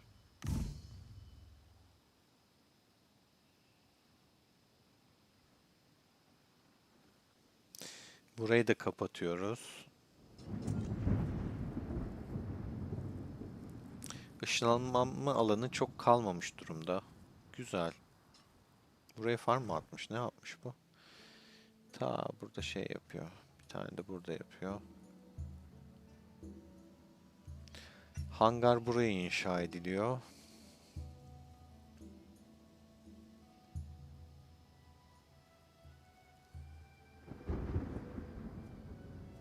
Spoton'u şu an gözetliyorlar. Kalkansız o. Etrafı da çevrili. İyi, güzel, hemen bak. Ya akıllı adamın hali bu işte yani, anladın mı? Bak abi, etrafında 5 tane kale var. Yani ne yapacaksın? Sana gözetleme atmış. Kıçının dibinde şurada Stesse Spear falan bitmemesi için hemen oradan kaybol.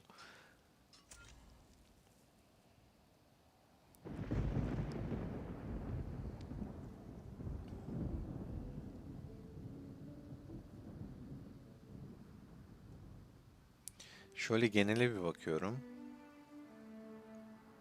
Kavkit burada. Mahem zaten oradaydı. Şu tarafa baktığımızda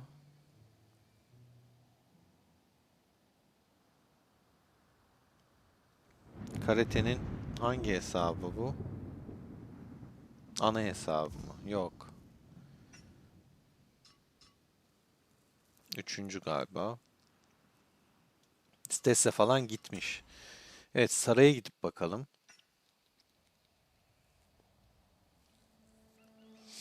Adamlar buraya bizim yüzümüzden bayrak dikmedi ya. İlgilenmediler. İkinci ittifakları 40'ın bayrağı döşemiş.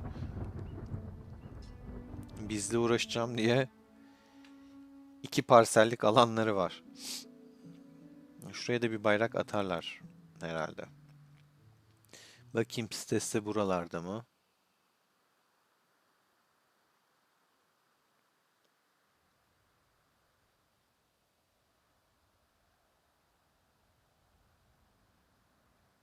Abi yoksa bu da mı sensin ha? Her Oktay gördüğümüze.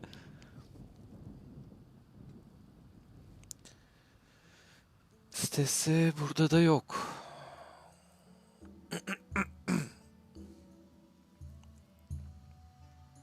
Karate'nin ana kalesine bakıyorum bir yandan. İHX'e geçelim o yüzden. Ya zaten savaşmayacaksınız. Niye konumlanıyorsunuz Allah aşkına şuralarda? Sanki savaşacaklar birbirleriyle. Yani işiniz gücünüz şov güzel kardeşler.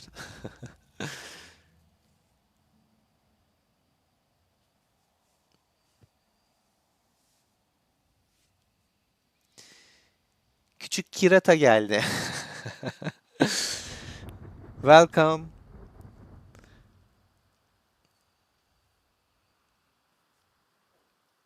Beğeni atmayı unutmayalım ya. Like atalım yani videoya. Bak bak alanda nasıl farm yapıyorlar. Canavar gibi sömürüyorlar valla. Toprakları. Şuraya bak. Şimdi peki Karate'nin ana kalesi nereye kayboldu? Stesler'in ana kalesi nereye kayboldu? Ben bunu merak ediyorum. Adamlar bize buradan vurmaya çalışıyor bir yandan. Bayrak dikiyorlar ya.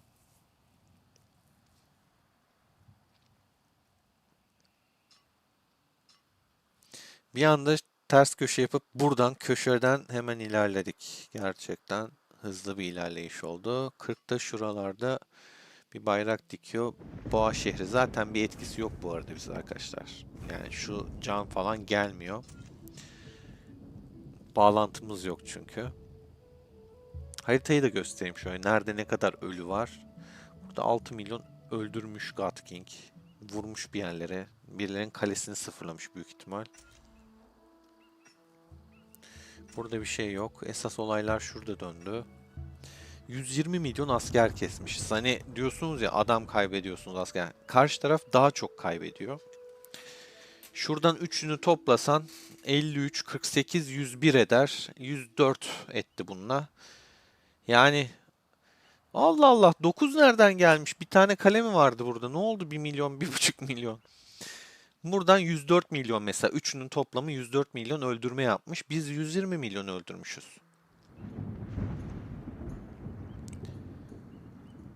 İlk ona bakalım. Stes'te 21.6, 21.2 Oktay, 18 Xavier, Karate 13, God King 12.5, Spear 9, Carnary 8.3, Froike 8.2, ben 6.7, Spoton 6.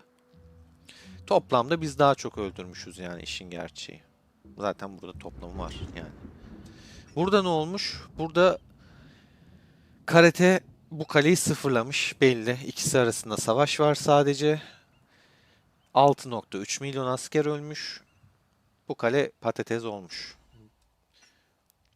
Burada ne olmuş? Spear bir kale bulmuş büyük ihtimal. 2.2 çünkü tek başına öldürmüş. Hangisini vurdu? Herhalde büyük ihtimal şunu vurmuştur. Çünkü bu üçü de aktif kaleler. Dentist aktif zaten gücünde azalma yok. CNS de öyle. Auzelina da öyle. Bunu bilmiyorum. Herhalde koruyamadı. Bunlar da takviye attı. Bir patlak olmuş burada. Ama yine de fena değil. Ondan da bir tanesi 809k. Burada ne olmuş?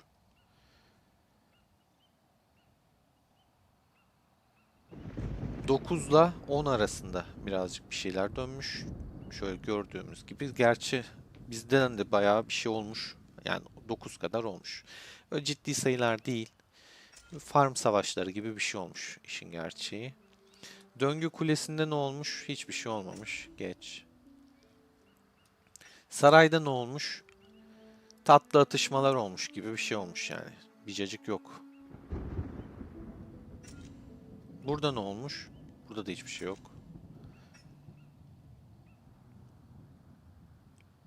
10 ITX ittifakı J'de biraz vurmuş galiba. Yani 7.3 milyon öldürmüş. Az değil bu arada. Jet'ten de 6.7 öldüren var.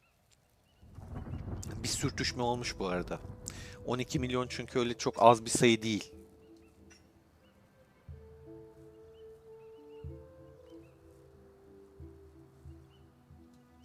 Atışmışlar büyük ihtimal. Bir farm kavgasıdır, bir şeydir derken birazcık büyümüş, sonra bırakmışlar. Burada da bakın. Ve versus 60 da olabilir şu ikisi. Çok kafa kafaya bu arada. Hani 2-3 milyon okey de şuradaki 12 milyon şey değil. Göz ardı edilecek değil. Burada bir cacık olmamış. Burada ne olmuş? Burada da atışmışlar. Tahmin ettiğim gibi şu iki ittifak biraz atışmış. Babaları mı girmiş devreye? Ne olmuş? Ya da şeyde artık birbirlerini mi vurmuşlar döngü kulesi için? Ne yapmışlar? Ama öyle bir şey yok yani. Hani atışmaları da ciddiye almayız. Müttefikler çünkü. ITX onun ikinci ittifakı. Jet de 40'ın ikinci ittifakı arkadaşlar. Bir şeyler olmuş. Ya azımsanacak sayılar değil bunlar.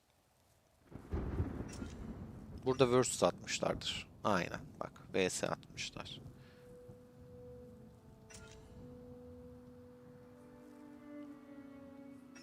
Buraya zaten baktık. Şimdilik bu kadar. Ne oluyor lan burada? Ne oluyor? Karate gelmiş, evet, ana kalesinde bulmuş olduk. 590 milyon güçte. Sayemizde Erdem'i ile gücünü eşitleyecek birazdan. Gücü daha ne kadar düşecek?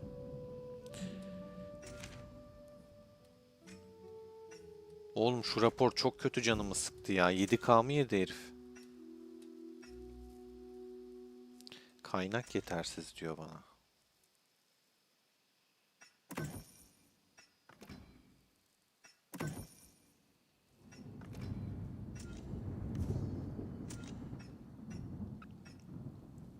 Tüm askerleri de kaledeyken bir bakalım gücüne. Bu ana kalesi. Şu yan kalesi. Stesse'yi göremedim.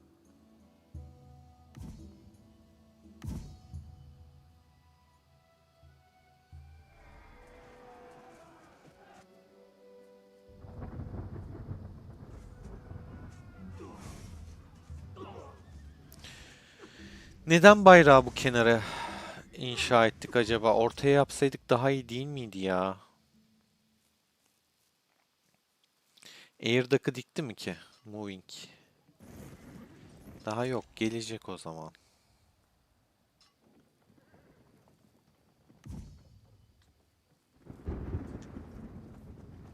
Ya neden köşe acaba? Çünkü bu tarafa da ışınlanabilir. Bu tarafa da hani desem ki buraya bayrak dikmedi, sağdan soldan ışınlanmaya açık olur diye. Burada da aynısı oluyor. Ha şunu yapacak olabilir. Burayı da kapatacaktır. Ondan kaynaklı derim en fazla.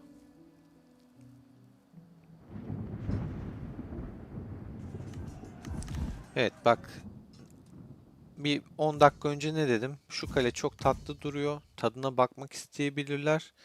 Hemen bakmaya çalışmış bir arkadaş ama şimdi Oktay geliyor. Oktay da onun tadına bakmak istiyor.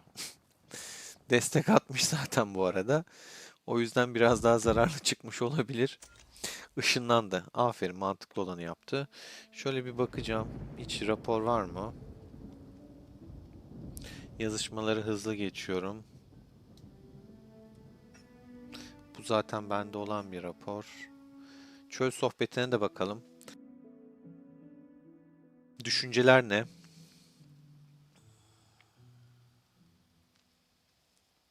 56 mesaja çıkalım. Sonra sizinle olan sohbete döneceğim.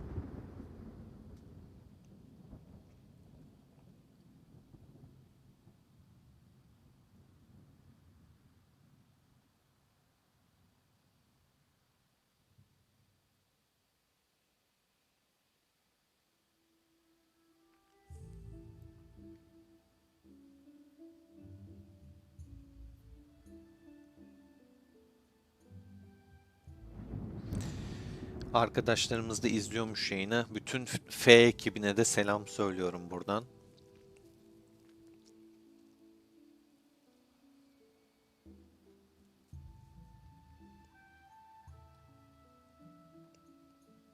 Ati 9'a sağlamış. Sürekli konuşuyor ama savaşmıyorlar demiş.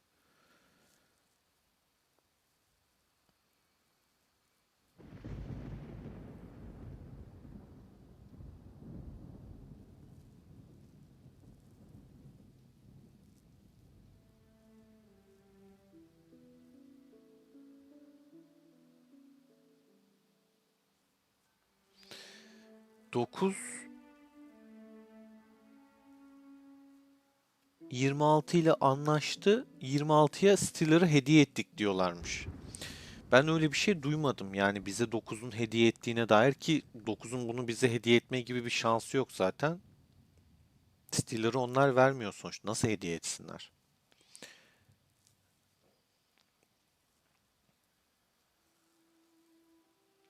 Anlaşma sadece saldırmazlık anlaşmasıydı çöl için.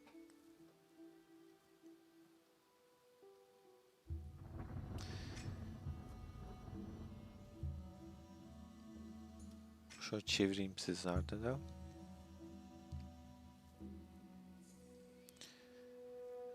...26'yı övmüş.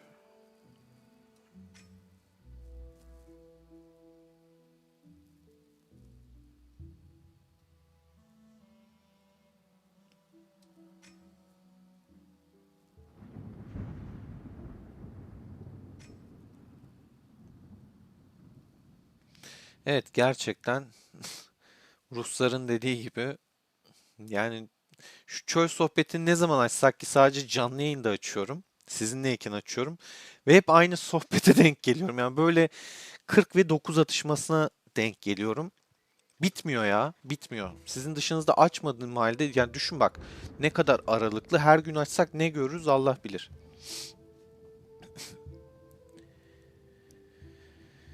Coşkun 42'de olduğuna göre 42 aurayı almış. 42'nin grubunda 35 vardı. 35 de güçlüydü ama 42 kazanmış. Tekeli hoş geldin. Lan geçmiş olsun be. Demek ki o 9'dan işte dedim ya, 1 milyon 1.3 milyon falan var. Arada gelmişsiniz, çok geçmiş olsun. Eyvallah. Düşünmen yeter Tekeli.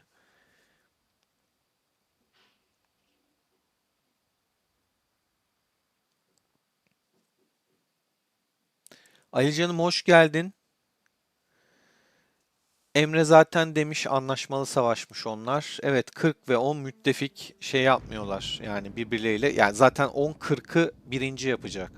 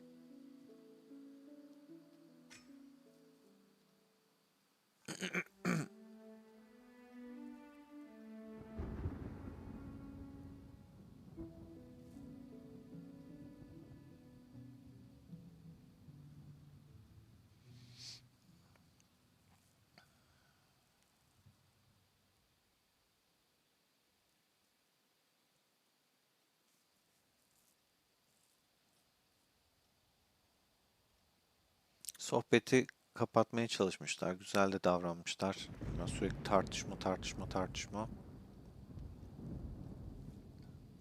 Bitti. İttifaka bir bakayım. Karate spot on. Of! Bu ne baba? Bu ne? 1 milyon daha gitti karateden. Spot on'u kafalamış. Oğlum çok temiz rapor ya. 1 milyon gitmiş ya. Huu.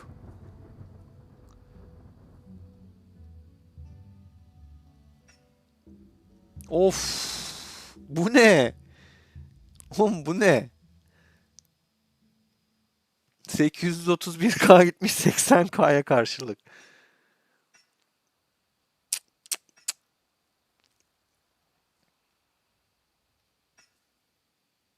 ...992K. 1 milyon. Karate'nin askerler nereye gidiyor belli oldu. Gerçekten Müko ya. Yemin ederim böyle raporlar görmek çok mutlu ediyor. Bu ne? Adam 4 milyon falan bırakmış. 5 dakikada 4 milyon şey kumarhaneye girmiş gibi böyle sanki hani zarları bir atmış hep kaybetmiş. Bakayım şunun gücüne. Ne olmuş bu adam? Sohbet ederken neler kaçırıyoruz böyle. En son şuralarda bir yerdeydi. Buradan gitmiş.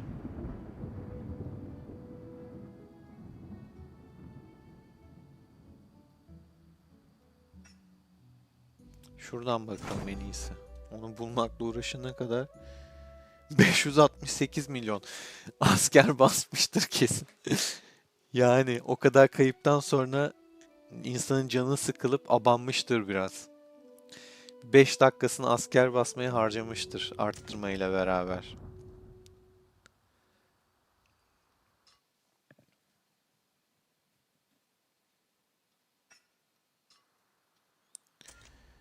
Rapor saatlerine bakacağım. Çok merak ettim.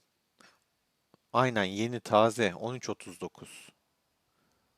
2 dakika önce ya daha.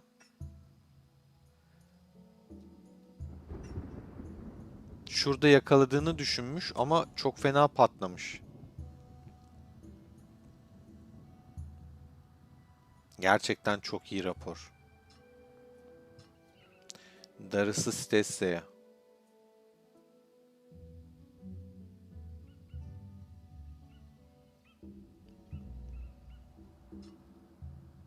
Ha bizimki bayrak dikmiyor, tabya dikiyor. Ulan bayrak attı sandım, tabyaymış. Şey yapınca fark ettim şu an.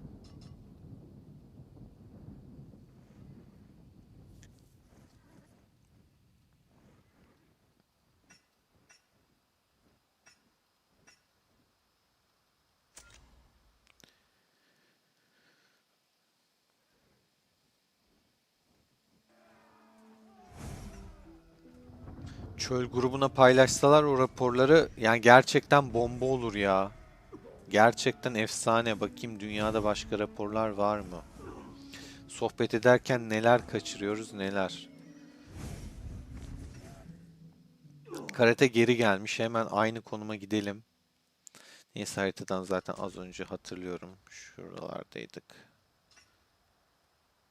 Geldi. Asker bastı dediğim gibi.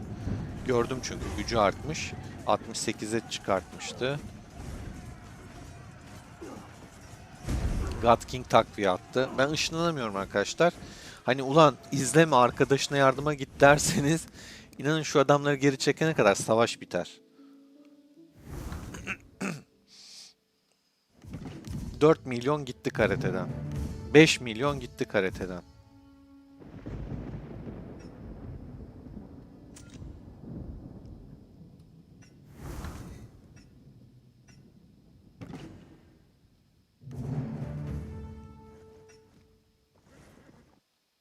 Şu kaleye gidiyor şu an.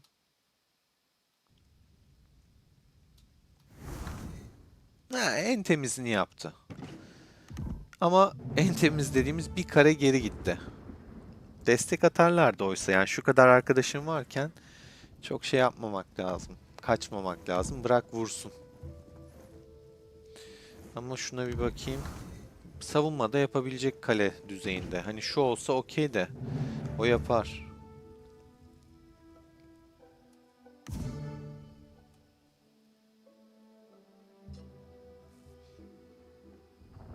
Gitti.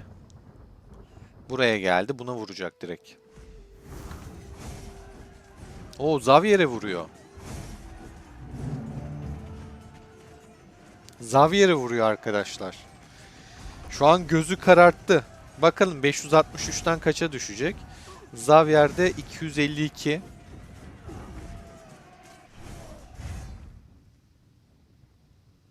Tam bitsin öyle bakacağım. 3 milyon gitti. 2 milyon arttı.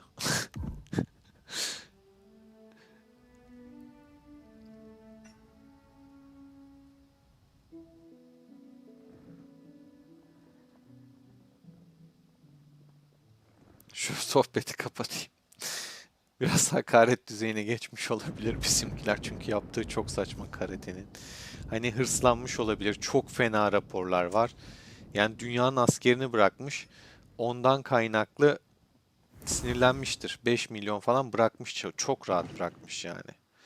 Bakayım başka nereye gidecek. Bir de God King'in tadına bak. Şuradaki kaleye gitti. Buradaki ışınlandı. Ulan bütün askerlerim kalede olsa gerçekten gideceğim eğlencesine. Hazır kalkan da yokken bir takılsın bakayım bende de şey yapsın diye gidecektim. Ama maalesef. Bakalım Xavier paylaşmış. 86'ya 480.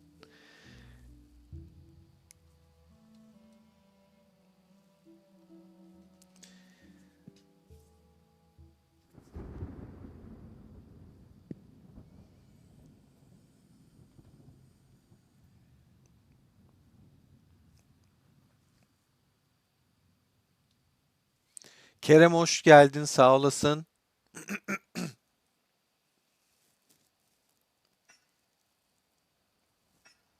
Kırk bu bölgeye girebilir ya. Niye giremezsin? 40'ın olduğu alan zaten. Gördüğün gibi. Şey alanı. 40'la onun ortak alanı burası.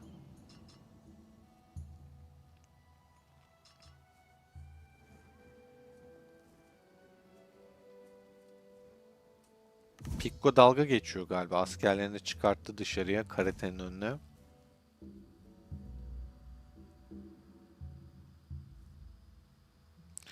On bizim için çok zayıf diyor Jurasik'te mesela.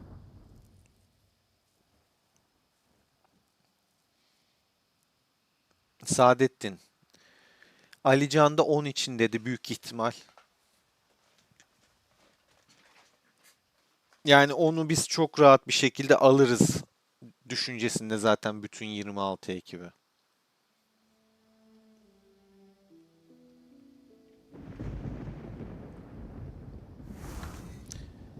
God King şuradan şuraya ışınlandı. Abi adamların ışınlanmak için harcadıkları şeye bak. Büyük ihtimal şuna vuracak. Yani yoksa bir anlamı yok ışınlanmasının dedim ve evet. Geliyor. Lan nasıl biliyorum yani hani. Ama bu da takviyeli olabilir. Üf, yedi bile be. Kaleyi yedi. Takviye geldi. Gördünüz. Bakayım yanındaki nasıl? Yanındakinin takviyesi de çok şey değil. Bu da çok şey değil. GK yer bunu.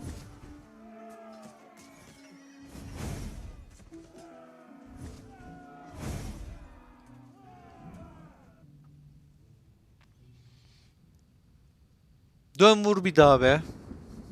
Hop bir 120k daha takviye geldi. Var mı bakayım rapor? Şu sohbeti geçeceğim. Bu hangisinin raporu? Xavier'in. Ama yani şu nedir ya? Şu nedir oğlum? 1 milyon ya. 10 katı. 103K'ya 1 milyon.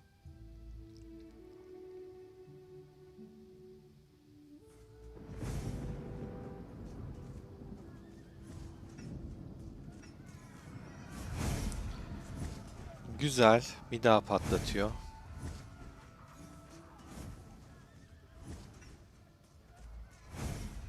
Bir şeye bakmak istiyorum. Bizde kayıp önlemedi mi açık değil.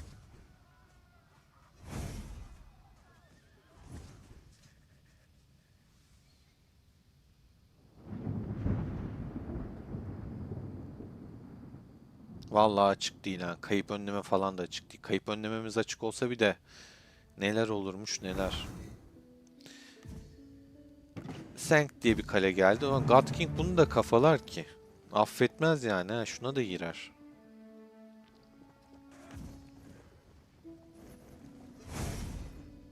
$59 milyona indi. Bir daha gidiyor.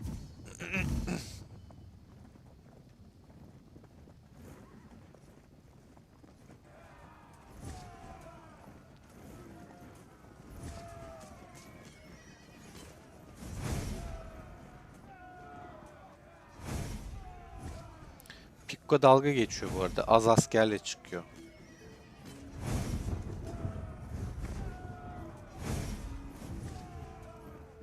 ...56 milyona düştü. 2 milyon daha gitti. Takviye atıyorlar ama... ...72 milyon, 59 milyon. Bir kale daha geldi, 58 milyon. Farkındaysanız karate destek atmıyor. Atamıyor çünkü. Farklı ittifakta arkadaşlar. Ancak izler. 58 şu an tekrar iyileştirdi büyük ihtimal. Hop.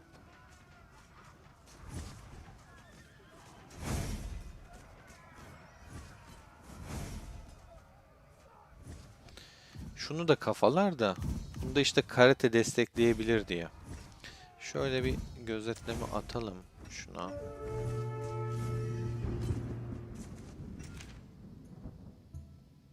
Ha, ben askerleri şeye açık araziye atmıştım. Bak unuttum ha.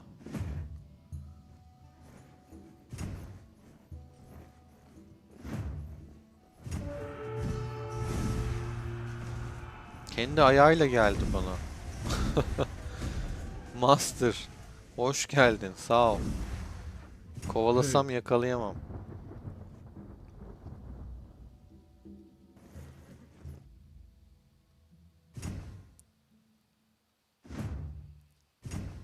Ben de diyorum niye kırmızılık oluyor? Nereye saldırıyor olabilirler falan düşüncesindeyim. Ben askerleri salmıştım araziye, doğru. Şeyde diğer bölge tarafında.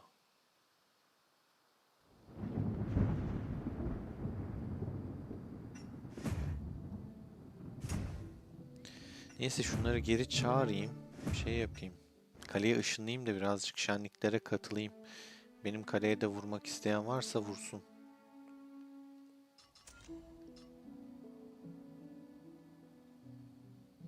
Hangi yol daha uzun? Şu tarafa çekeyim. Zaten yürümüşler çünkü ben orada kale sıfırlamaya dalınca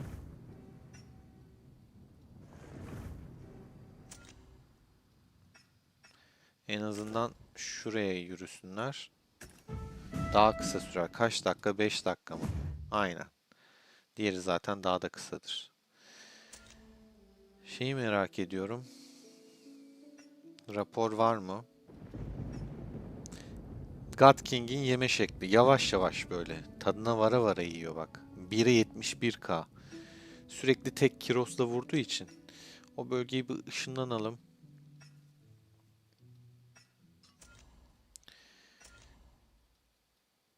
Bu nerede yapmış Spoton? 3.5'a 60k. Sağlam yemiş. Spare ne yapıyor?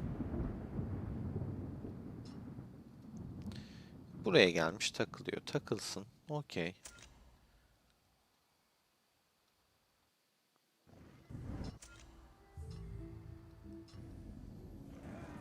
Şuraya ışınlanmak istiyorum mesela. Yani.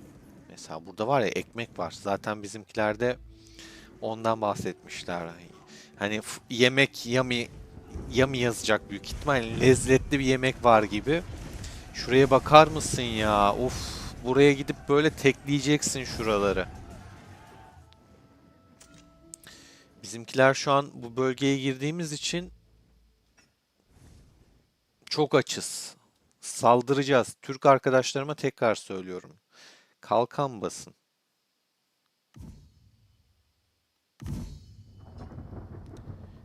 Biz sizin alana geldik. Hoş geldik. Şu alana bakacağız yani. Her şeye bakabiliriz. Bak gitmiş bile. Yamyamları görüyor musun hemen? Bak yamyamlar gitmiş. Burada o kadar güzel ekmek var ki. Yerler. Bak bak bariye bak. Kale kafalıyor ya. Ya senin neyine güzel kardeşim? Senin neyine? Bu kadar destek alabilecek kaleyi niye kafalıyorsun sen? Daha çok asker kaybedebilirsin. Yanında arkadaşları var.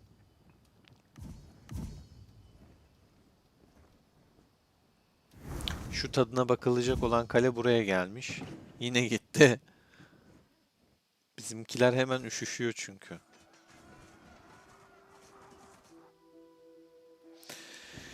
Neyse tamam okey. Biraz sizinle sohbete bakayım ben.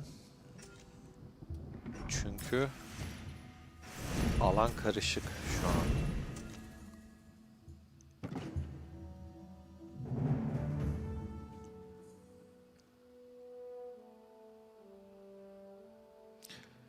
On vs 46 mı? 46 alır ya onu. Sinan hoş geldin.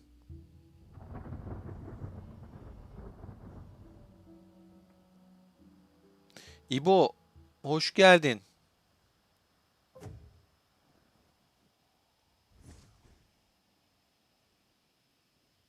Saadettin tüm savaşlarda yayın açtım ben ya. Sen bence biraz kanalı takip et. 10 tek başına bir şey yapamadığını zaten herkes görüyor. 40 desteksiz hiçbir şey yapamıyor 10. Yani bu aşikar bir şey. Doğruya doğru diyeceksin.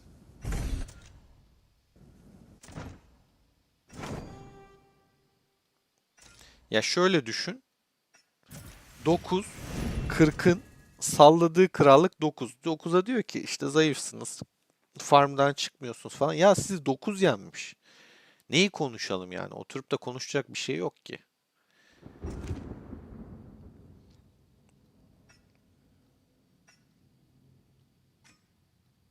...44 milyon askeri kalmış karatenin. Ulan 70 milyondan adam 44 milyona kadar düştü ya. 70 milyondan 56 milyona kadar inmiş. Ve basmışlardır da yani. Şu haritanın geneline de bakmak istiyorum. Güncellemeler oldu mu? Olduysa ne oldu?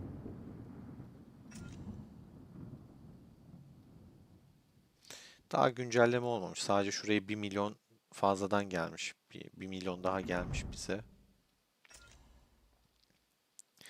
Yani çölün her yerinde savaş var. Aura'ya arkadaşlar akşam savaşı.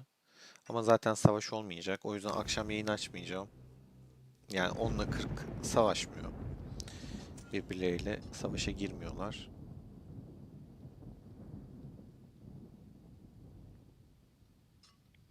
Bakayım döngüye mi yamyamlık yapmaya gittiler? Fakir. Ulan fakirden ne istedin be bari? Fakirden ne istedin? Tekrar söylüyorum Türkler lütfen kaleye kalkan basın. Bizimkiler sıfırlayacak. Buldukları bütün kalelere girerler. 200 milyon falan da fark etmez söyleyeyim.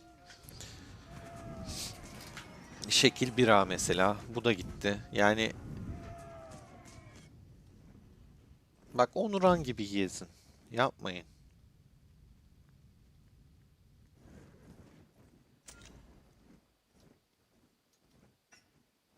2'ye 10k. Bir şey değil. Bak bir Türk daha gitmiş. Ayda 110k vermiş Kızagan. Geçmiş olsun. Ama söylüyorum yani şu an zaten işte açık açık söylüyorum. Vallahi güzel Hakan ya.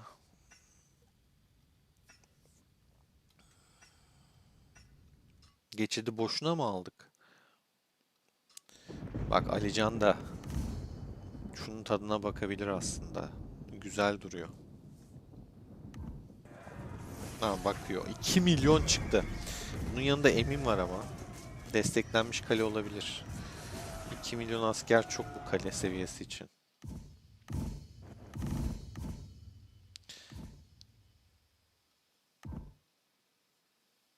Büyük ihtimal takviyeli. Ama buna GK falan girer.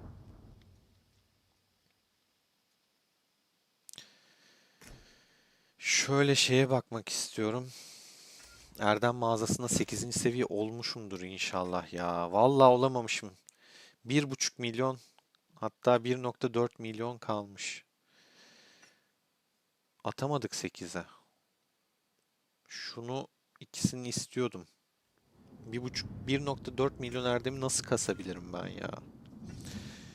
Askerleri çekelim şöyle geriye de. هر موقع در توانتان بود آزادی بخش باشید تا عشق مردم به شما هرگز محو نشود.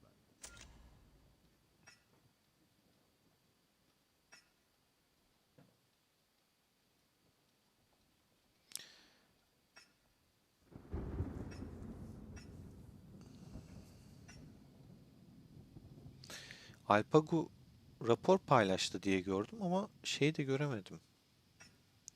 Nerede paylaştı?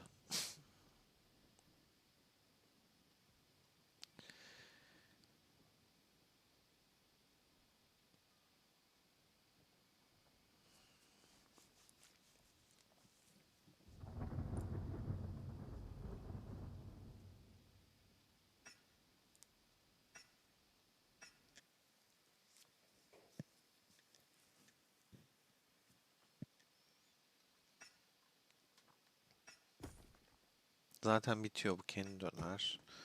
Şunu çekelim. Biraz piyasa yapalım ya. Biraz piyasa yapalım. Biz de açılalım gidelim.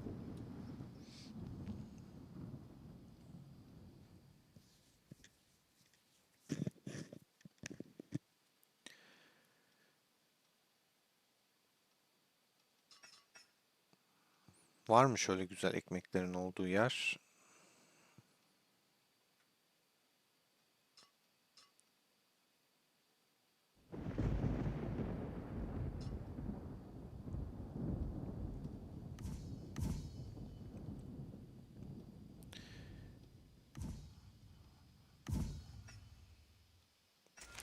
Arkadaşlar, eee, malum ben de gideceğim için işte kale sıfırlama falan, yani bakacağım.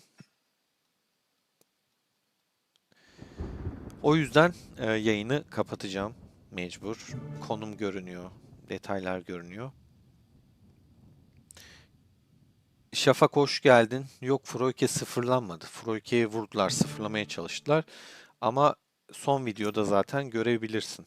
Sıfırlanma olmadı. Nasıl sıfırlasınlar 400 milyon? Deneme yaptılar. Kayıp önlemi açıkken bizden 4 gitti, onlardan 2 gitti. Yani 2 katı fazla asker gitti bizden. Sadece zayiatımız bir tık daha fazla oldu ama kayıp önlemeyle yani zaten normal. Şimdi biz de açsak mesela. Şimdi göstereceğim özelliği de. Bak, onlar şunu aktifleştirip geldi. %90. Yani buna rağmen 2 milyon kaybettiler. Şimdi biz bunu aktif edip de şey yaparsak ne olacak? Bakalım. Yapar mıyız? Bilmiyorum ama Türkler kalkan basın, söylüyorum.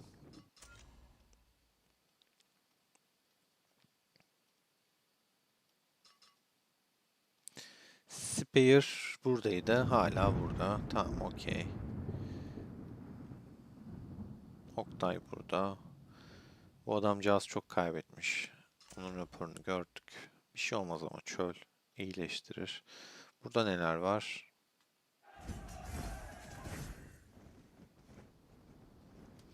Hem Fenerbahçeli hem Türk. Ben bu kaleye dokunmam. Bu da Türk, bu da Türk. TR, TR, TR. 329 hediye var, alamıyorum.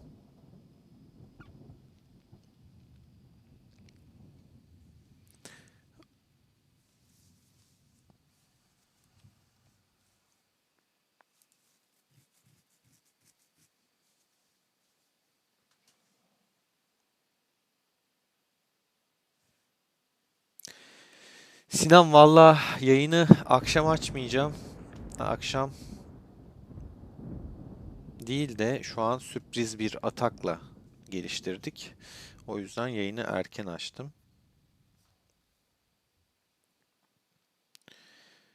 Bundan mahrum kalmayın istedim. Akşam yayın yok.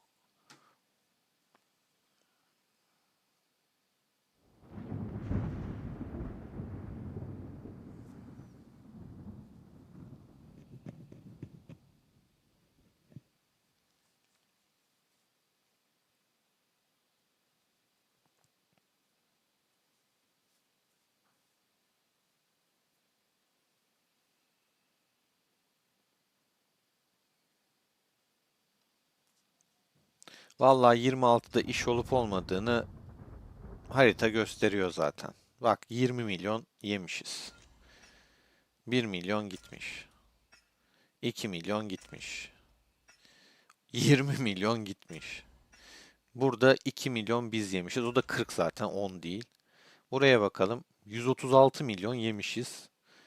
Ona bakıyorum. Abo 57 milyon. Yarımız bile değil. Ya çok da konuşmaya gerek yok işin gerçeği. Yani durumlar ortada. Yapacak bir şey yok. Bu arada ben güçlüye güçlü diyen biriyim. Hani izleyenler bilir, takip edenler. Neyse onu söylüyorum. Hani herhangi bir ego ya da şey değil. 10 şu an bize göre güçlü bir krallık değil 26'ya göre. Bu bir gerçek. Aşikar bir şey. Zaten öyle olsa 40 size yardım etmeden bir şeyler yapabilirdi o. Ama yapamadı, yapamaz.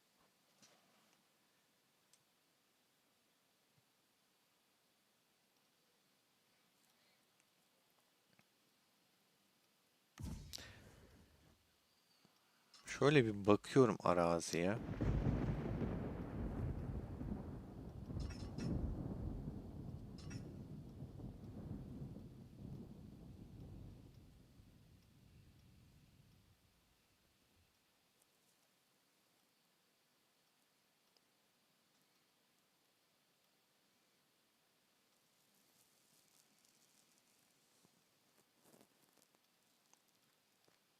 Jet ittifakı var aslında bayağı şurada. Bak biri hemen keşfetti. Bari gitmiş.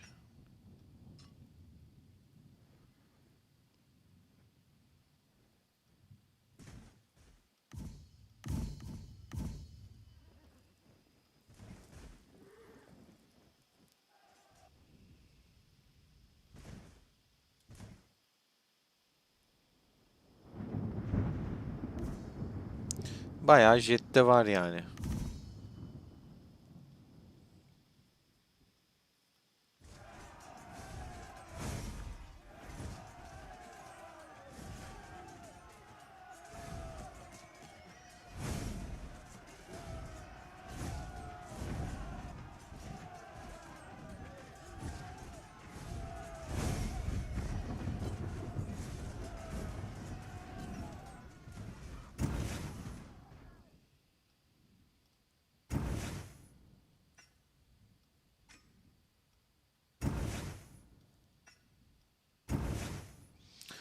Şunlar şöyle kalsın. Kolaylık olsun dursun.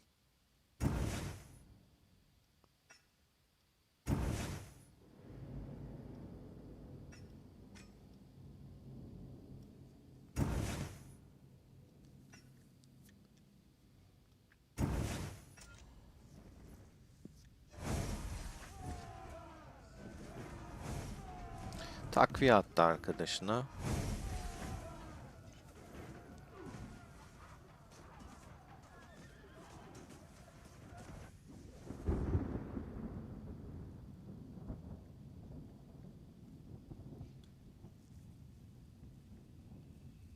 Sovyet ya niye bu kadar öfkelisin sen? Ne oldu? Kaleni mi sıfırladılar? Genellikle bu konuşan bu kadar öfkeli olanlar da böyle hiçbir şey yapmayan kale oluyorlar. Kalem varsa şey yapalım, göster. Gel ya da vs atalım.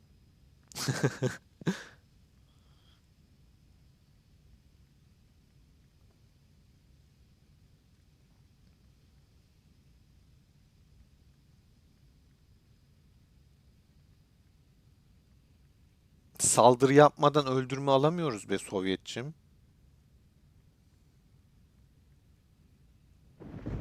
Vallahi ya Kenan. Bunlar ne kadar öfkeli böyle. Ben ne güzel Türk kardeşlerimize diyorum bak kalkan basın, kaleleriniz sıfırlanmasın. Hiçbirine saldırmıyorum. Çocukcağız öfkeyle kalesini sorsan kalesini de göstermez.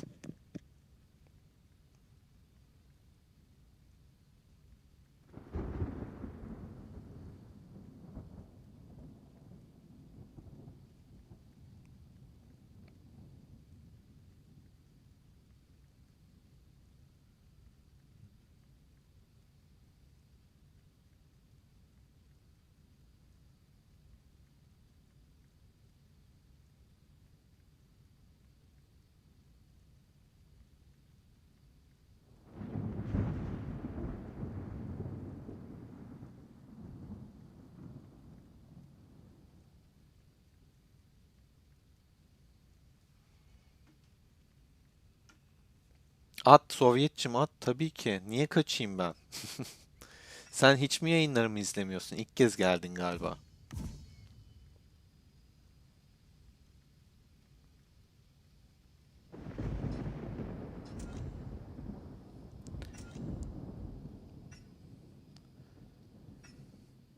...80K gitmiş.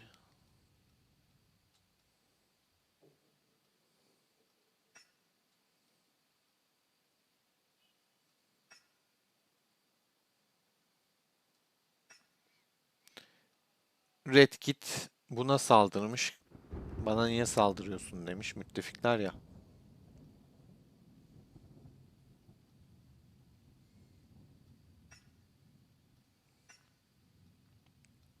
Şöyle bir bakalım. Haritayı gezelim.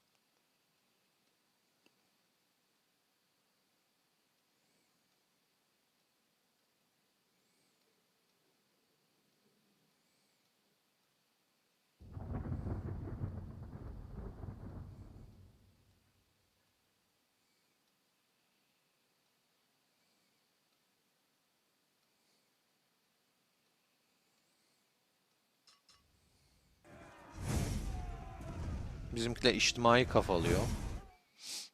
Oktay gelmiş yardıma.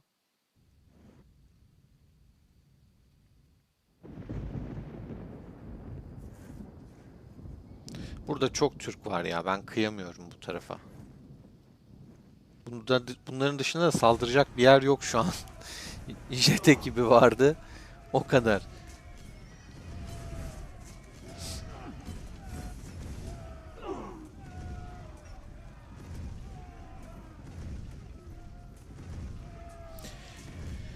Ee, 40 şeyden bizimkiler şeye tepki veriyor. Bizimkiler başvuru yapıyor. Araştırmaya ya da işte inşaat geliştirmeye falan. Boş olmasına rağmen saatin reddediyorlar. Hani diyorlar boşsa niye vermiyorsun? Boş olan şeyi niye reddediyorsun? Bir de o kadar savaş veriyoruz falan. Onun şeyini söylüyorlar. Bu yazışmada o.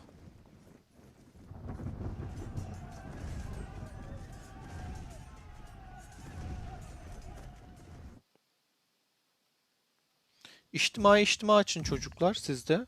İçtimai açın.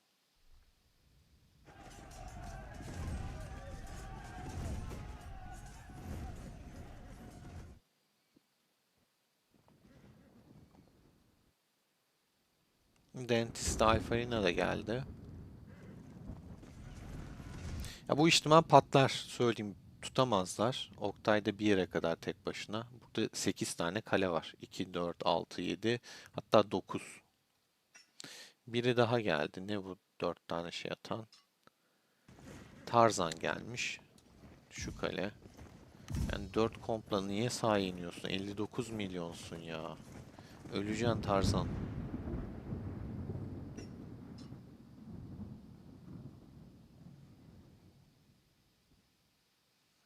Baba Yaga geldi. Baba Yaga fena değil. Sağlam bir kale. Şey kompları da güzel yani. Ramses'i falan güçlü.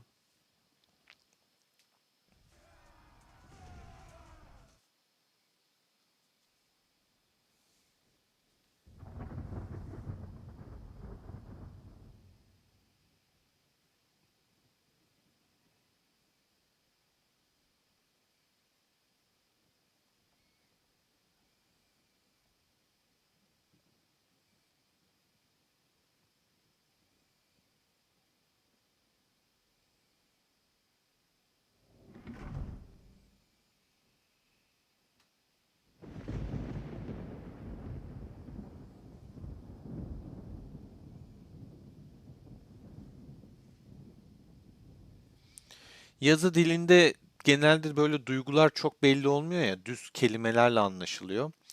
Böyle şeye çok açık yanlış anlaşılmaya. Ondan kaynaklı herhalde kızgın olduğunu düşündük.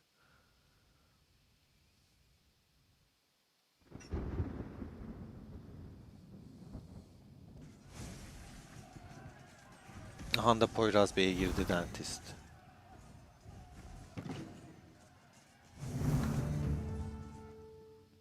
Bizimkiler bayağı kalabalıklaştı burada.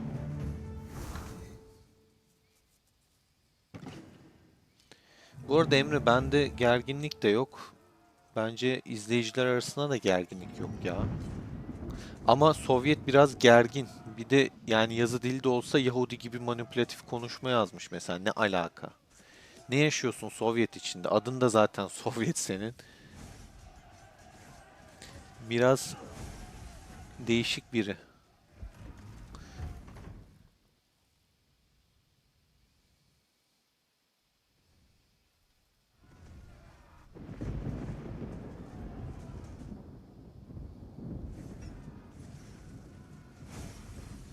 Froike geldi. Burası dağılsın, ben söyleyeyim. Bak, bilerek gidip şey yapmıyorum, vurmuyorum. Çünkü burada çok fazla Türk var. Elim gitmiyor. Vurmak istemiyorum. ITX'in bir zararını da görmedim.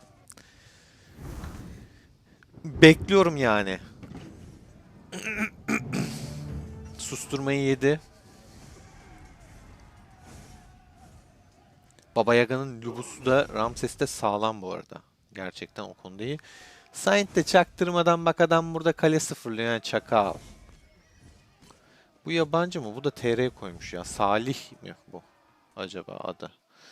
Bir an hemen ışınlanıp şey yapacaktım. Desteğini falan kesecektim. Vuracaktım kaleye de, sonra dedim Türk bu da. Froike burayı bırakmaz. Daha söyleyeyim.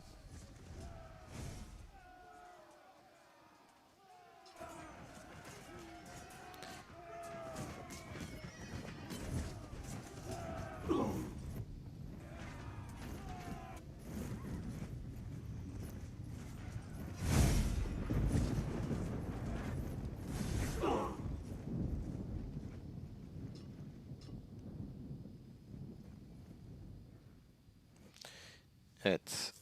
İçtima dağıldı. Zaten şöyle bir bakınca bizim kale sayısı daha fazla bile olmuş olabilir. Gelen ışınlanmalarla.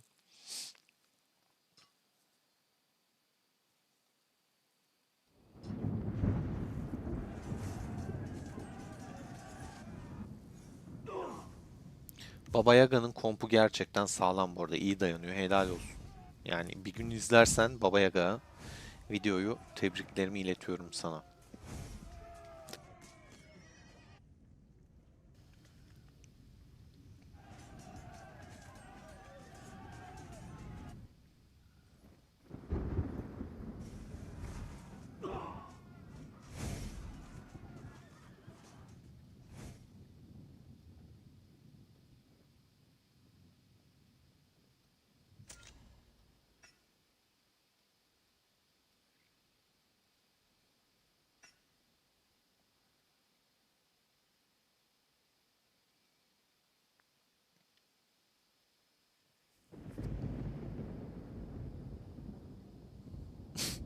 Burada Jed'e de sallamışlar.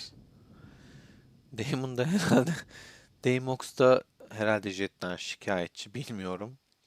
Yani Jet bilerek mi çıkmıyor, yoksa Van ekibin mi çıkmayın dedi Jet ekibine.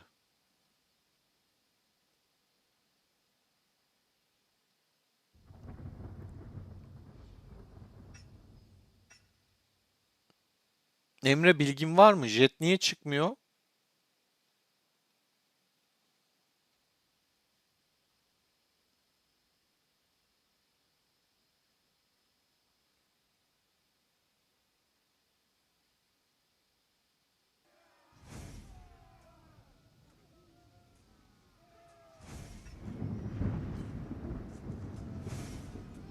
Bu kaleye de geçmiş olsun.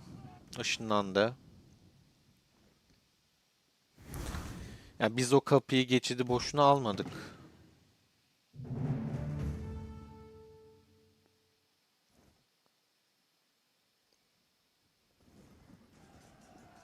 Spare geldi.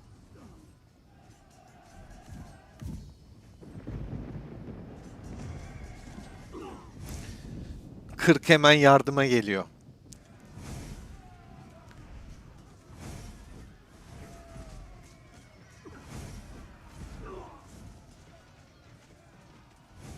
...26 gördüğünüz gibi kendi halinde. Sonra işte efendim niye 10? zayıf diyorsun bak. 40 desteği olmadan 10 yapamıyor. Nasıl yapsın? Karateyi de gördünüz yani.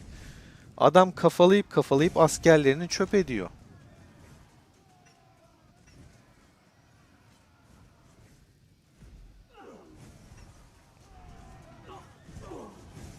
Son duruma da bakalım.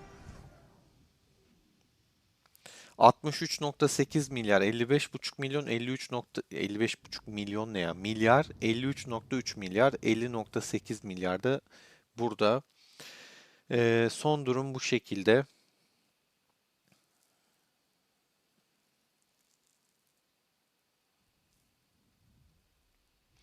İlk 12 1 milyarın üstünde.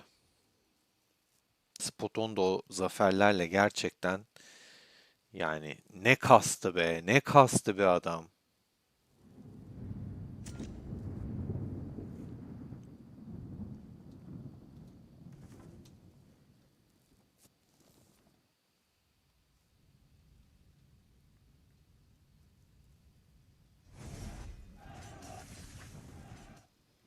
Şöyle haritaya bir bakıyorum.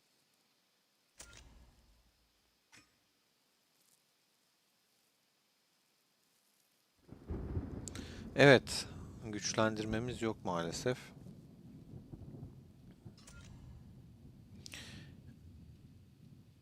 Araştırmadır, inşaattır. Ya ben o tarz şeylere çok takılmıyorum bu arada. Sonuçta saray onların oldu. Vermiyorsa vermiyor. Hani o onların bileceği şey. Herkesin kendi duruşu. Ama boş saati vermemek tabii ki art niyet oluyor. Ama saray onun. Bir şey diyemem.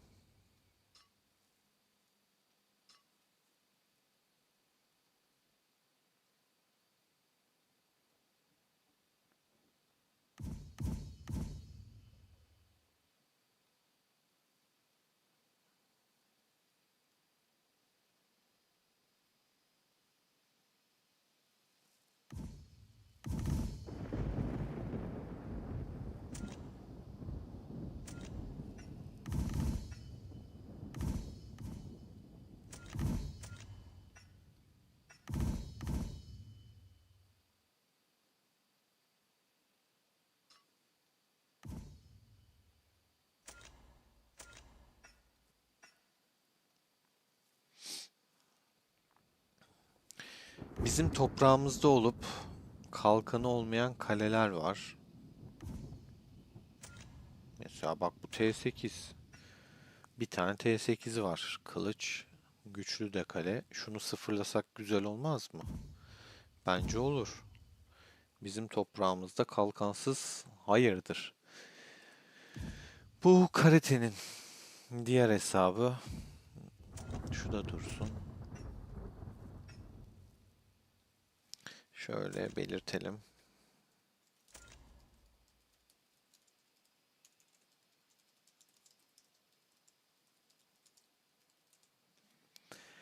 Nasıl paylaşıyorum her şeyi bak. Ne kadar açık sözlüyüm.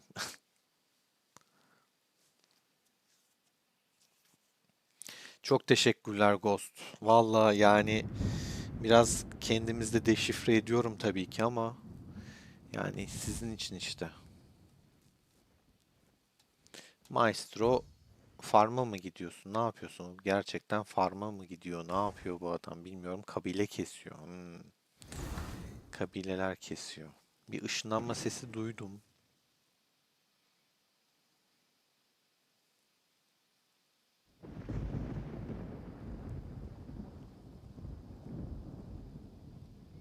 Şöyle bir şuradaki olaya bakalım. Karate de gelmiş. Kale sıfırlamaya çalışırsa gidip destek atarım.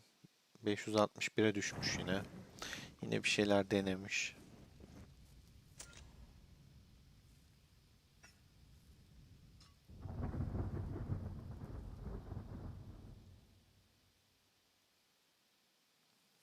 Buraya kalkanlı gitmem lazım ki kalkansızlara takviye atabileyim. Çok kalkansız kalemiz var şu an savaştıkları için.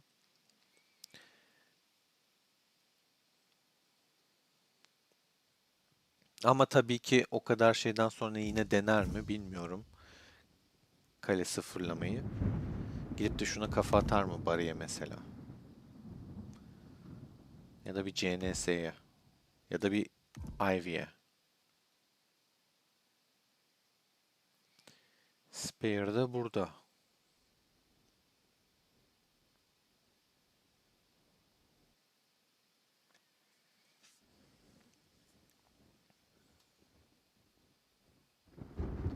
Tarzan kalkanlı birliklerini çıkarttı.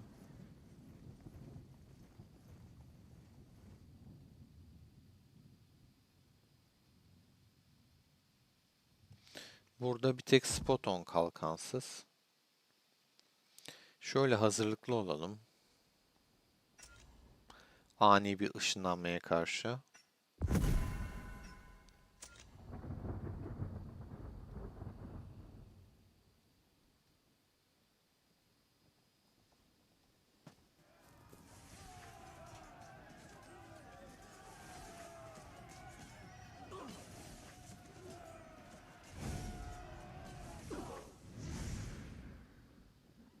Evet, tahmin ettiğim gibi. Abi, önceden görüyoruz bunları.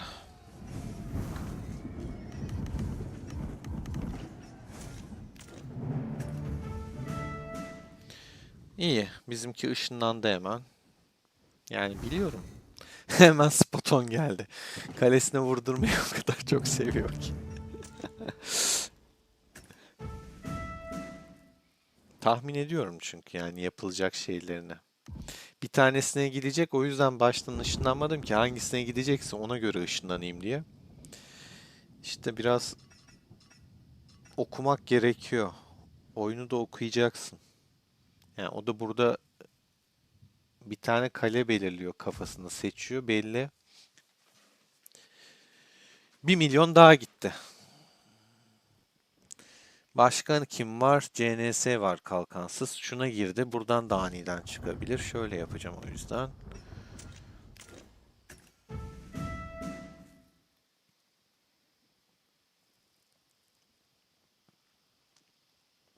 Meydana çıkıyor.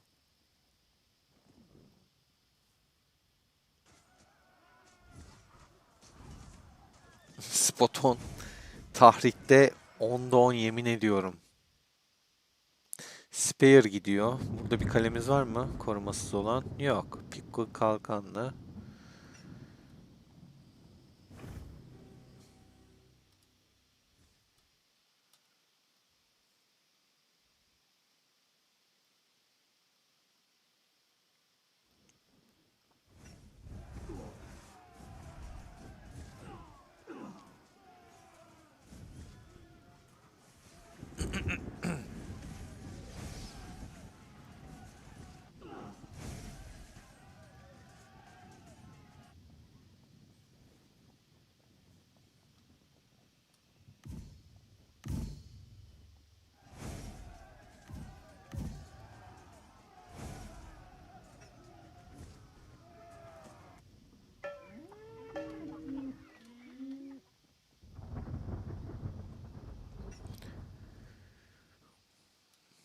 Ivy burada.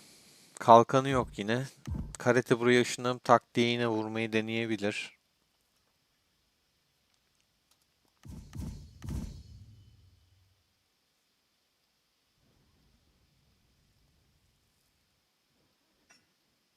Spear nereye gidiyor? Oktaymış bu, tamam. Aynı temayı kullanıyorlar çünkü.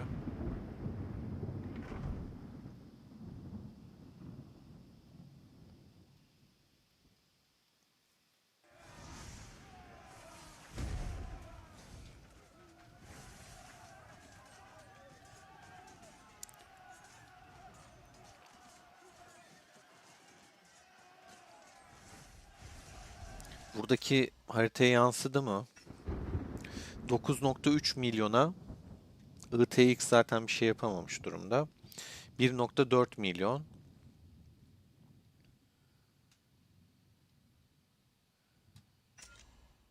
Burada bir değişiklik var mı? Burada da aynı. 23 milyon ya şurası. Burada katliam oldu. Burada hala bir kale var bizden. 20 milyon da buradan. 2 milyon da buradan.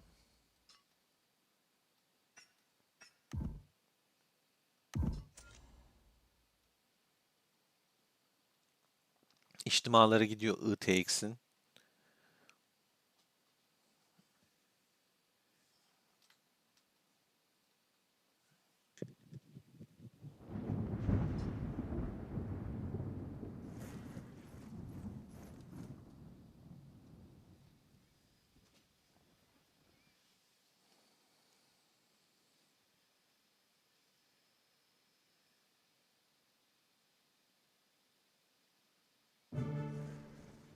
Saadettin ya bir ağır yenilgi yok ki ortada. Yani ben mesela yenildiğimizi düşünmüyorum. Sadece sarayı alamadık ama savaş açısından baktığımızda üstün olan taraf biziz.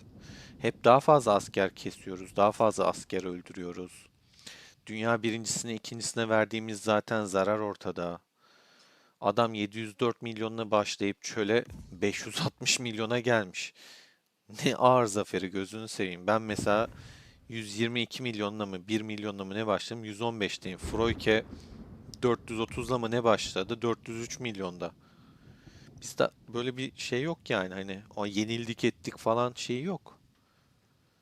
Sarayı alamadık, evet, sarayı kaybettik ama normal, zaten beklenen bir şeydi bu bizim için. 1'e 2 atıyoruz, zor, ama savaşları hep kazanıyoruz genel olarak baktığında.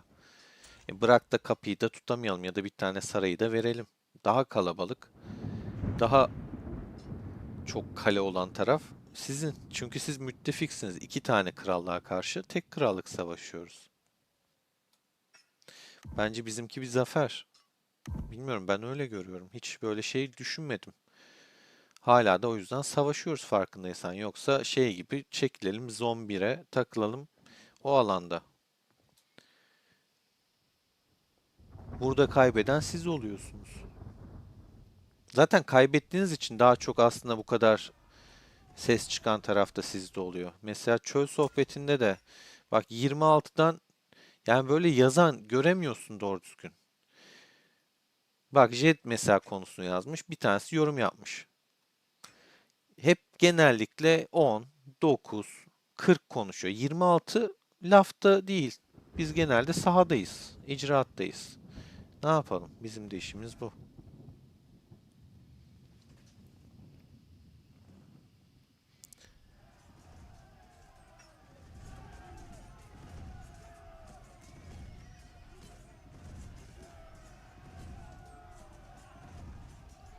Aynen Sovyetçim. Bütün zaten meritleri hep karate veriyor. Diğerleri vermiyor. Stesse'nin puanı, Spare'ın puanı falan yok. Arkadaşlar çocuk mu var ya? Yani hani burada bütün izleyenler biliyor zaten oyunun nasıl döndüğünü. Tek başına karate mi veriyor bütün puanları?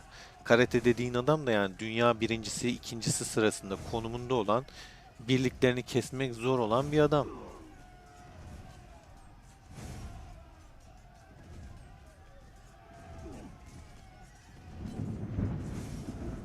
Biz sorun etmiyoruz ki sizin müttefik olmanızı. Sadece 40 sizden üstün güçlü, birebir olsa biz sizi alırdık dedik yani. Vay efendim sizin niye müttefikiniz var bilmem ne demedik hiç. Dünya sohbetine, çöl sohbetine hiç öyle bir yazı gördün mü? Yok. Biz müttefiksiziz. Ondan bahsettik hep.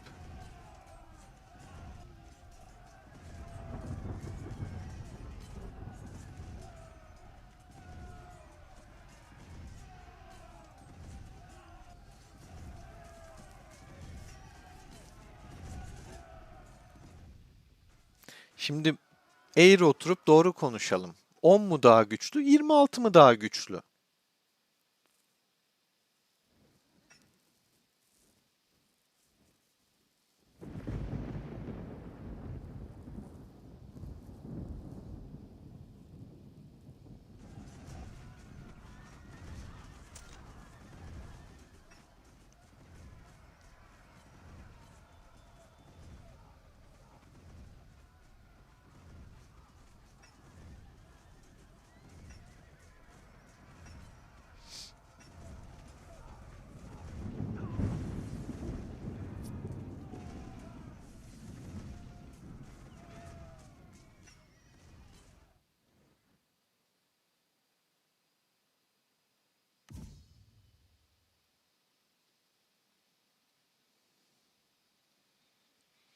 Hatta çok merak ettim. Anket açıyorum arkadaşlar. İzleyenlerin hangi krallıktan olduğunu bilmiyorum.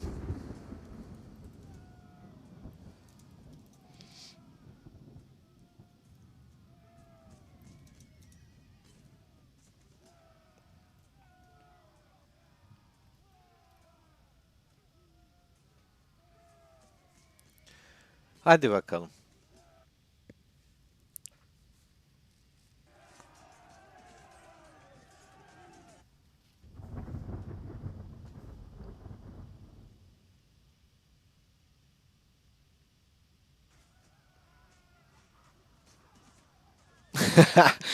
Rebel Lord da çok güzel şey yapıyor.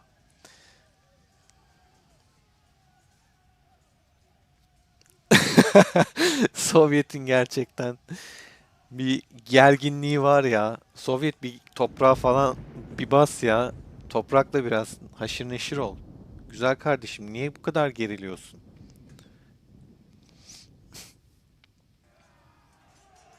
Bakayım Spoton'a nerede kitliyorsun? Spoton kim, sen kitlemek kim diyeceğim ama.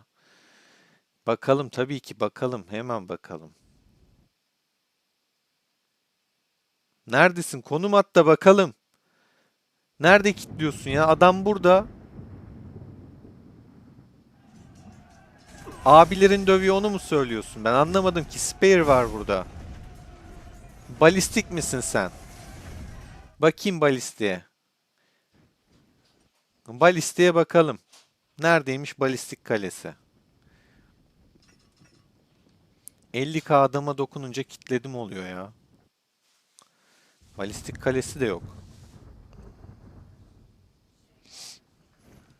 Bakayım. Balistik kalesi yok. Ta diğer uçta mısın? Bakayım. Allah Allah. Vallahi yok. Ben mi görmüyorum balistiği? Bakıyorum şöyle tekrar. Yok. Okey, şununla geldin herhalde. Yani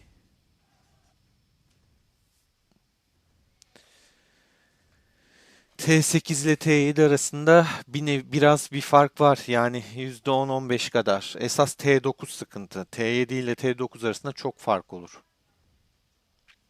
Atmıyor güzel kardeşim. Kipto. Kipto 795. Sovyet adamın kalesi bile belli değil. VSMS atmıyor.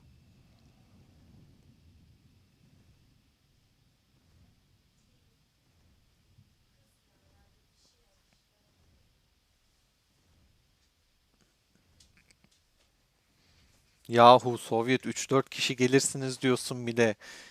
Güzel kardeşim buradaki adam 10 mu? Kim 3-4 kişi geliyor? Ne yaşanıyor burada? Ne oluyor? Vallahi alemsiniz ya.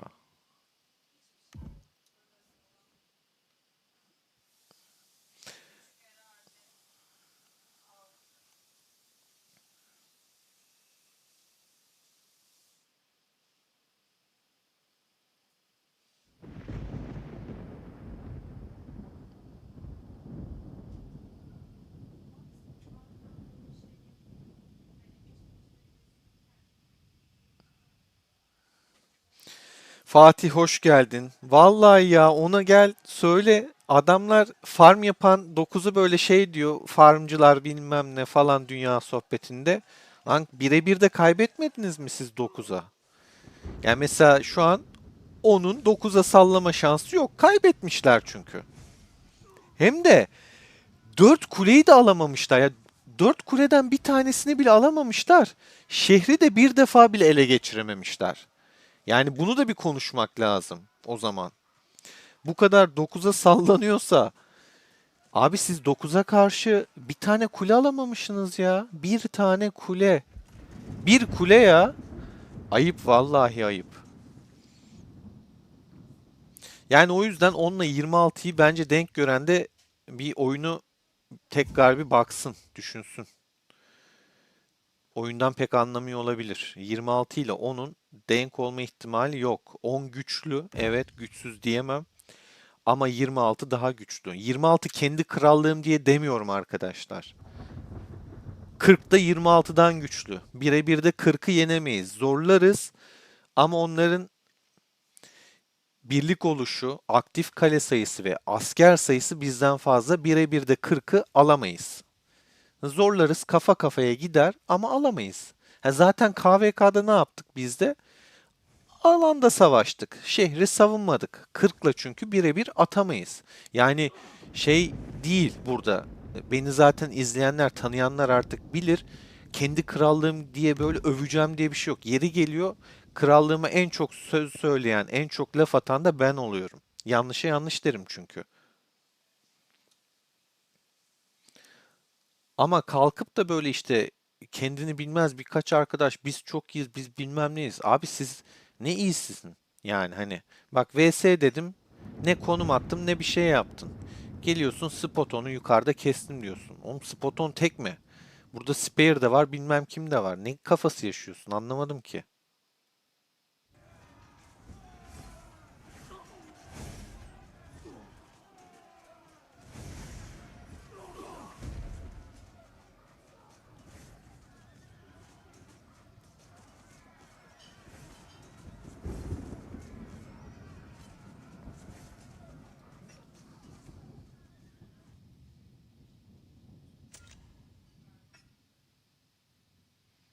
Şu sohbete de her baktığında 40 ve 9 atışması var.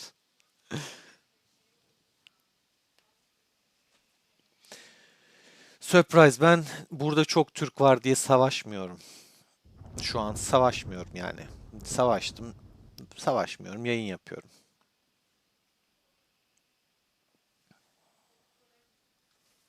Bakayım Kenan, Rain dedin.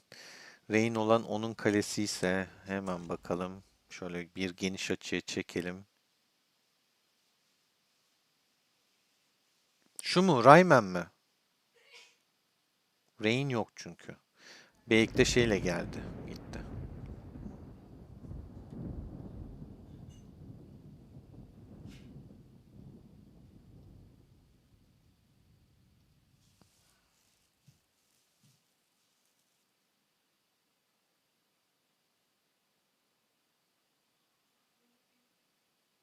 Hay Ersen ya, ellerinden öpeyim senin ya. Aynen. Yok zaten. Bence konu tartışmaya da kapalı da.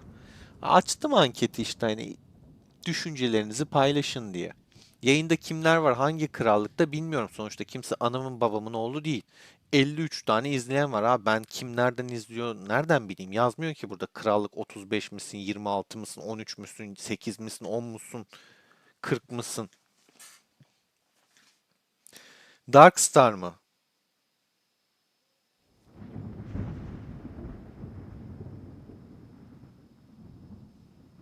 Saadettin, neye cevap vereyim güzel kardeşim? Ne istiyorsun canım benim? Söyle tabii ki. Ben sana cevap verdim bu arada yazdıklarını. Dinlemiyor musun beni? Ne yapıyorsun? Darkstar mı? Şu kale mi? 16 milyon Erdem'le mi konuşuyoruz biz bir saattir yani şimdi? 126 milyon güçlü olup 16 milyon Erdemli kale mi bize savaşma başlıyor?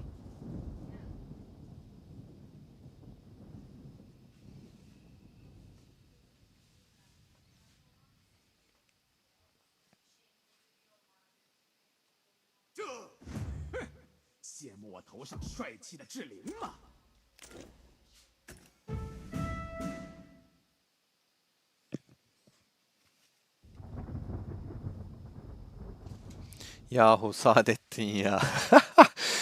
Sesli güldürdüm vallahi. Sen Zone 3'e 40 olmadan giremezsin ki. Yani şöyle öyle bir gerçek var. Zaten Splix ben de onu diyorum. O da oyunun açığı. Yani farm yaparak adam bu kadar puan kasıyorsa bu bir oyun açığıdır. Yani oyunun kendini güncellemesi, düzeltmesi gerekiyor. Artık farm'a verilen puanı mı kısar, kabile kesmeyle gelen puanı mı kısar bilemem. Ama bu bir açık. Bu imkanı veren oyun.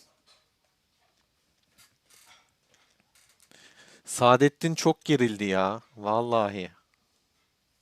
Yapma Saadettin, yapma. Sakin ol kardeşim.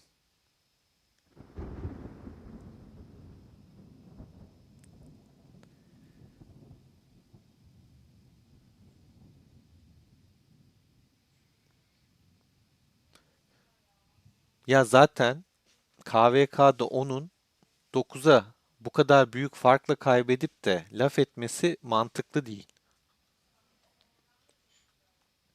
Doğru da değil, etik de değil yani. Hani insan utanır biraz.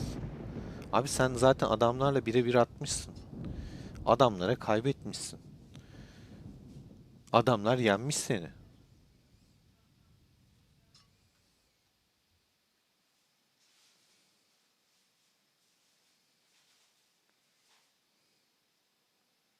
Ya Fatih ona da katılamıyorum. Zon birden gelirsin abi. Bak buradaki gibi. Bu adamlar da yapıyor mesela.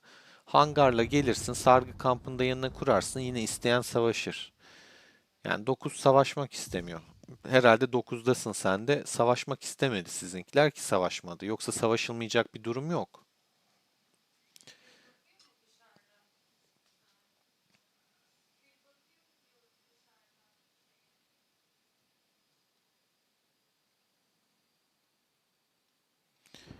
Şöyle haritanın geneline bakacağım. Hemen başka bir bölgede olay var mı? Bizim burası ne oldu? İnşa ediliyor. Okey. Tamam. Buralar ne alemde? Okey.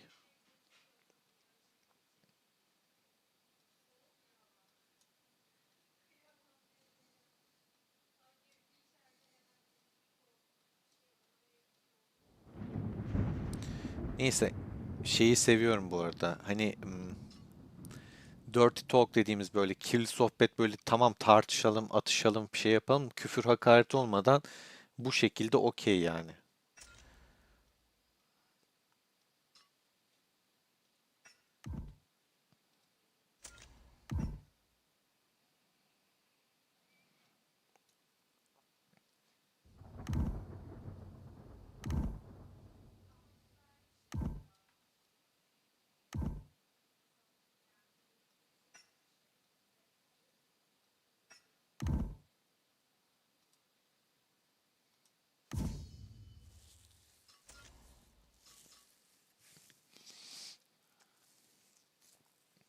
Bak Kav gitmiş buradan. Popis var. Ve kalkansız Popis de normalde kalkan basardı. Maestro da duruyor. Arkadaşlar, canlar, sizlerle sohbet ve yayın çok keyifli. Vallahi Fatih bizde de sıfırlanıyor, onlarda da sıfırlanıyor. İşte dediğim gibi hani mantıklı, stratejik savaşmak lazım. Yoksa sıfırlanır. Adamlar şimdi hani Kraken diyorsun. Froyke bizim krallığın birincisine bile kafa atıyor yani. Hani bunu çok şey yapamazsın ki önüne geçemezsin. Ne yapacaksın o zaman? Mantıklı savaşacaksın. At abi hangarını. At abi buraya da sargı kampını. Gönder. Zon birden gönder. Yani zor bir şey değil. Bilmeyenler için de tarif edeyim. Gidiyorsunuz arkadaşlar. Hastanede nasıl yapacağını bilmeyen arkadaşlarımız için söylüyorum. Yeni başlayan izleyiciler de var çünkü. Buradan otomatik barınmayı seçmeniz gerekiyor. Buradan otomatik barınmayı seçerseniz sahada kaybettiğiniz, ister burada ölsün, ister orada ölsün, kaybettiğiniz askerler, birliğiniz, sahada örnek veriyorum 3 tane birliğim vardı. Sargı kampımız burada, şurada olsun. Bak burada bir tane sargı kamp var mesela. Burada olsun. Ben adamları burada kaybettim, savaştım. Benim birlikler kaleme değil, buraya dönecek. Sargı kampına gidecek o seçeneği seçtiğim için. Bunu da savaşa nasıl uyarlıyorsun? Gidiyorsun abi. Olay burada dönecek ya. Biz bu kapı için savaşacağız. Ya da atıyorum burada ne için savaşacaksın? Şu bayrak için savaşacaksın. Gidiyorsun. Kuruyorsun hangarını, kampını. Basıyorsun hastanenden de o seçeneği. Gidiyorsun zon birden. Nerede zon birimiz? Ulan benim kale zon 1'de değil ki. Gidiyorsun zon 1'e buradan. Bakın hangarımız var burada. Buradan geliyorsun buraya varıyorsun. İndin. Geldin mis gibi hangarına girdin. Savaş mı var? Gönderdin abi. Vurdun burada. Okey, kampa döndü. Tekrar çıktın, vurdun ettin. Girdi. Bu şekilde sargı kampını kale gibi kullanıyorsun. Ve kalende sıfırlanmamış oluyor. Yani savaşmak isterseniz bu şekilde, bu taktikle gayet güzel savaşırsınız. Ha bu arada yok savunarak puan kasıyorsunuz bilmem ne. Az önce buradaki onun savunmasını da gördük. Savunamadı. Puan da kasamadı. Demek ki öyle her savunanda puan kasacak diye bir şey yok. Ne oldu? Burada savunma kapı onlardaydı. Savunma yaptılar. Puanı kim kastı? Biz kastık. Demek ki her savunmada puan kasılacak diye bir kaide yok. Yani boş muhabbetlere girmeyelim. Oyunu da öğretmeye de çalışmayalım burada. Ne olduğu belli. İster saldır ol, ister savunan taraf ol. İkisinden de hangi taraf daha iyisi o daha çok puan kazanıyor. O daha çok adam öldürüyor.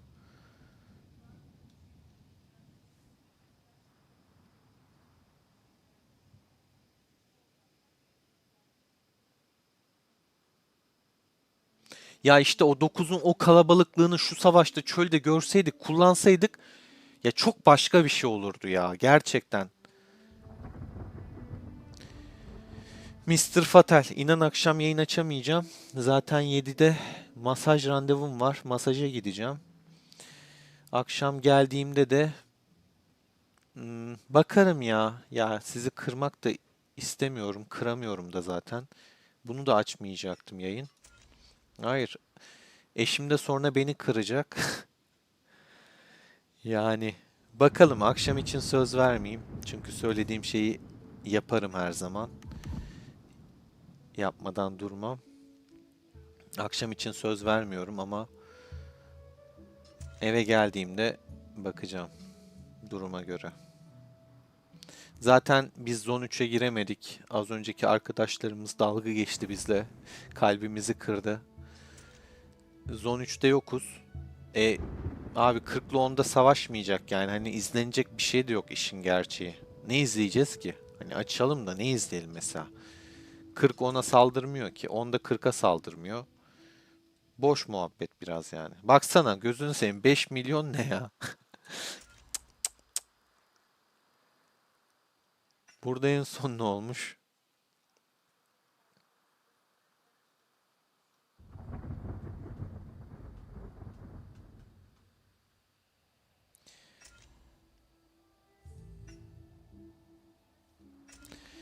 Neyse arkadaşlar, sizlere doyum olmuyor. Zaten şey bitti şu an. Aksiyon da bitti.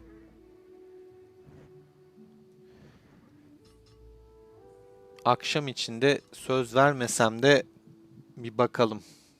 Ben şimdi Zone 1'e döneyim, farm yapayım. Çünkü birkaç saat zaten oyunda olmayacağım, bakmayacağım. Şey derler, korktu kaçtı.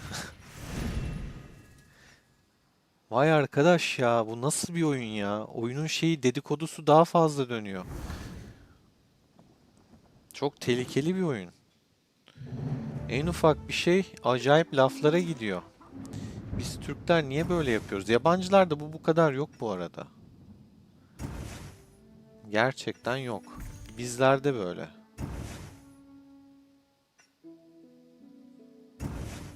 Şunu da oyuna bastıra bastıra yaptırdık ya. Elimize sağlık gerçekten.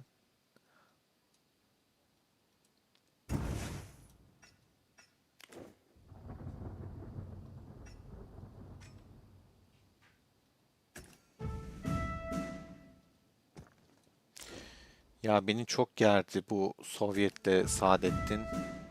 Gideyim bir dinleneyim abi. Yok kalp atışlarım falan değişti benim. Çok gerildim bak elim ayağım. Yok yok sohbet gerçekten eğlenceli. Yeri geldiğinde tartışırız. Yeri geldiğinde seviniriz. Tartışmalar da olacak tabii ki. Anketin sonucuna da bakacağım şimdi. Çok merak ediyorum. 10'a verenlerin zaten düşüncesini çok merak ediyorum. İnşallah onunla bir birebir eşleşme ve vs atma şansı yakalarız. Hemen bakıyorum ankete de. %68'e %32 Oğlum 32 bile çok. 22 oyda %32 ona veren izleyicilerimizin onda çok mu var acaba? Ona niye verdiniz acaba? Gerçekten yani hani bilemiyorum ama. Onun birebir de bizi yenme şansını ben zor görüyorum. Bu arada eleştirilerden şuna katılıyorum.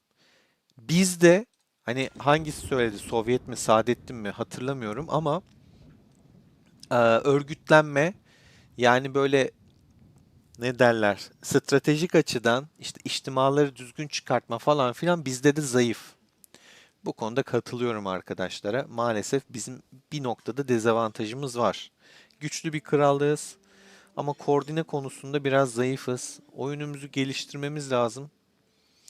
İnşallah zamanla geliştiririz. Onda da bu var aynı şekilde. Onların da koordinasyonu zayıf. 9'a da bence bu kadar farklı kaybetmelerinin temel sebebi iyi koordine olamadılar. Göç yeni bitti. Şimdi göçle yeni gelen kaleler var. Böyle koordinasyonda bazı problemler olabiliyor. Çok bir şey diyemiyorum çünkü onun da bu kadar farklı kaybetmesi bence normal değil. Yani bir tane kule bile alamamak gerçekten bir soru işareti. Ciddi bir soru işareti. Dünya birincisi, ikincisi senin yani. Şu adam burada.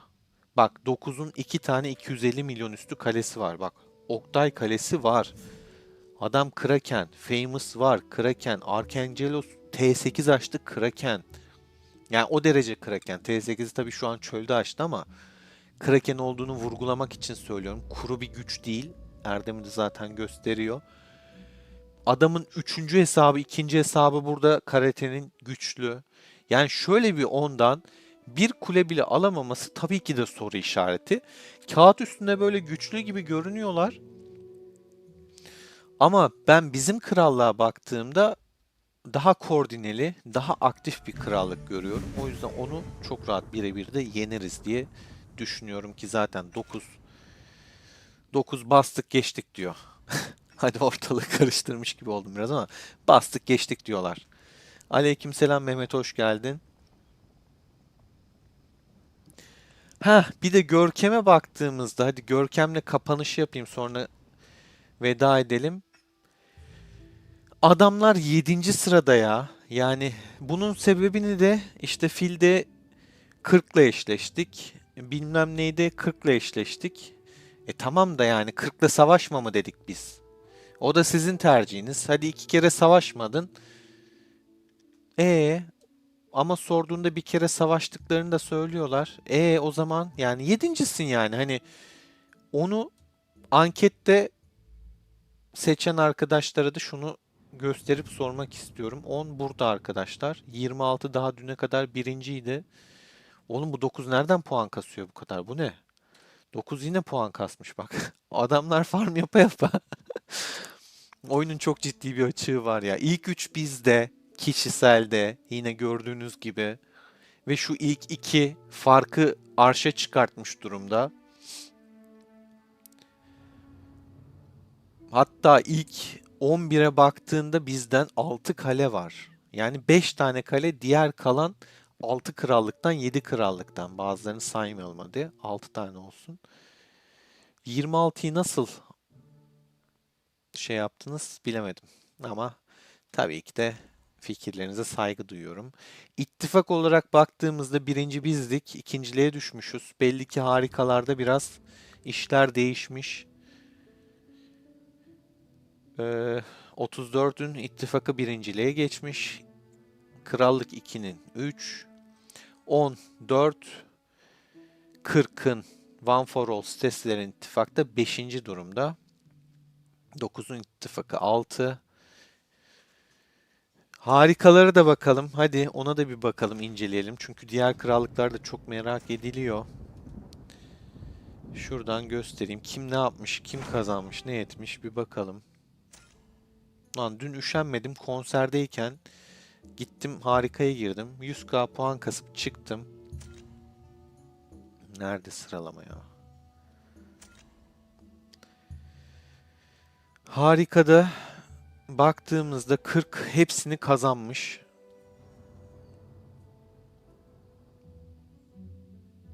En son güncel dün, abi adamlara bak, dün 2, 4, 5 tane çıkartmışlar. Hepsi kazanmış. 550'şer puan ceplerine koymuşlar. Krallık 5. Oo, dün hepsini kaybetmişler. Dün bir tanesi zaten bizdeydi 5'in. Onu biliyorum. Ama bu ittifak mıydı hatırlamıyorum. Bugün yaptıklarını kazanmışlar. 34. Dün hepsini kazanmışlar. Bugün de kazanmışlar. Belli zaten. İttifak olarak birinci duruma geçmiş. Şu Legends ittifakı. Puan kasmışlar. Bir de büyük ihtimal çölde falan da puan kastılar. Çölde de galiba diğer çöl grubunda 34 ile 5 müttefik 2'yi Zombir'den çıkartmıyorlar diye biliyorum. 34 alacak galiba. Bilmiyorum o tarafı tam. Ya da 5 alacak. Emin değilim. Onun dışında Krallık 2'ye baktığımızda dün bir tane kaybetmişler. Geri kalanı kazanmışlar. 5'te dün bir tane kaybetmişler. Bugün bir tane kazanmışlar ama toplam 4 tane çıkartmışlar. Az.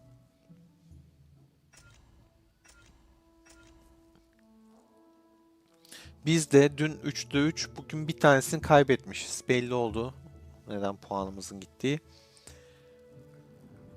Biz de az çıkartmışız. İttifaklar neler neler çıkarıyor. 9'un bir tane çıkartmış. Bugün çıkartmış. Kazanmış 26'ya karşı işte. Hatta bizimkini yenmiş galiba. Aynen. Kimmiş bunlar? Bizdekiler. Hmm. Evet, biraz da aktif olmayan kaleler gitmiş. Zaten katılımda olmamış. Aktif olmayan bir grubu koymuşlar ve 8 kişi katılmış. En güçlüsü Onur Alpse ya da şeyse de 70-80 milyonluk kaleler. Çok normal. Kazanmışlar. Hani sırf puan gelsin diye kralla koymuş bizimkiler. Bu kadar bırakıyorum. Daha bakmayacağım. Uzuyor.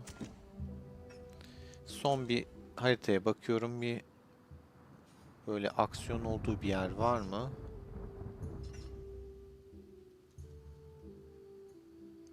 Yok.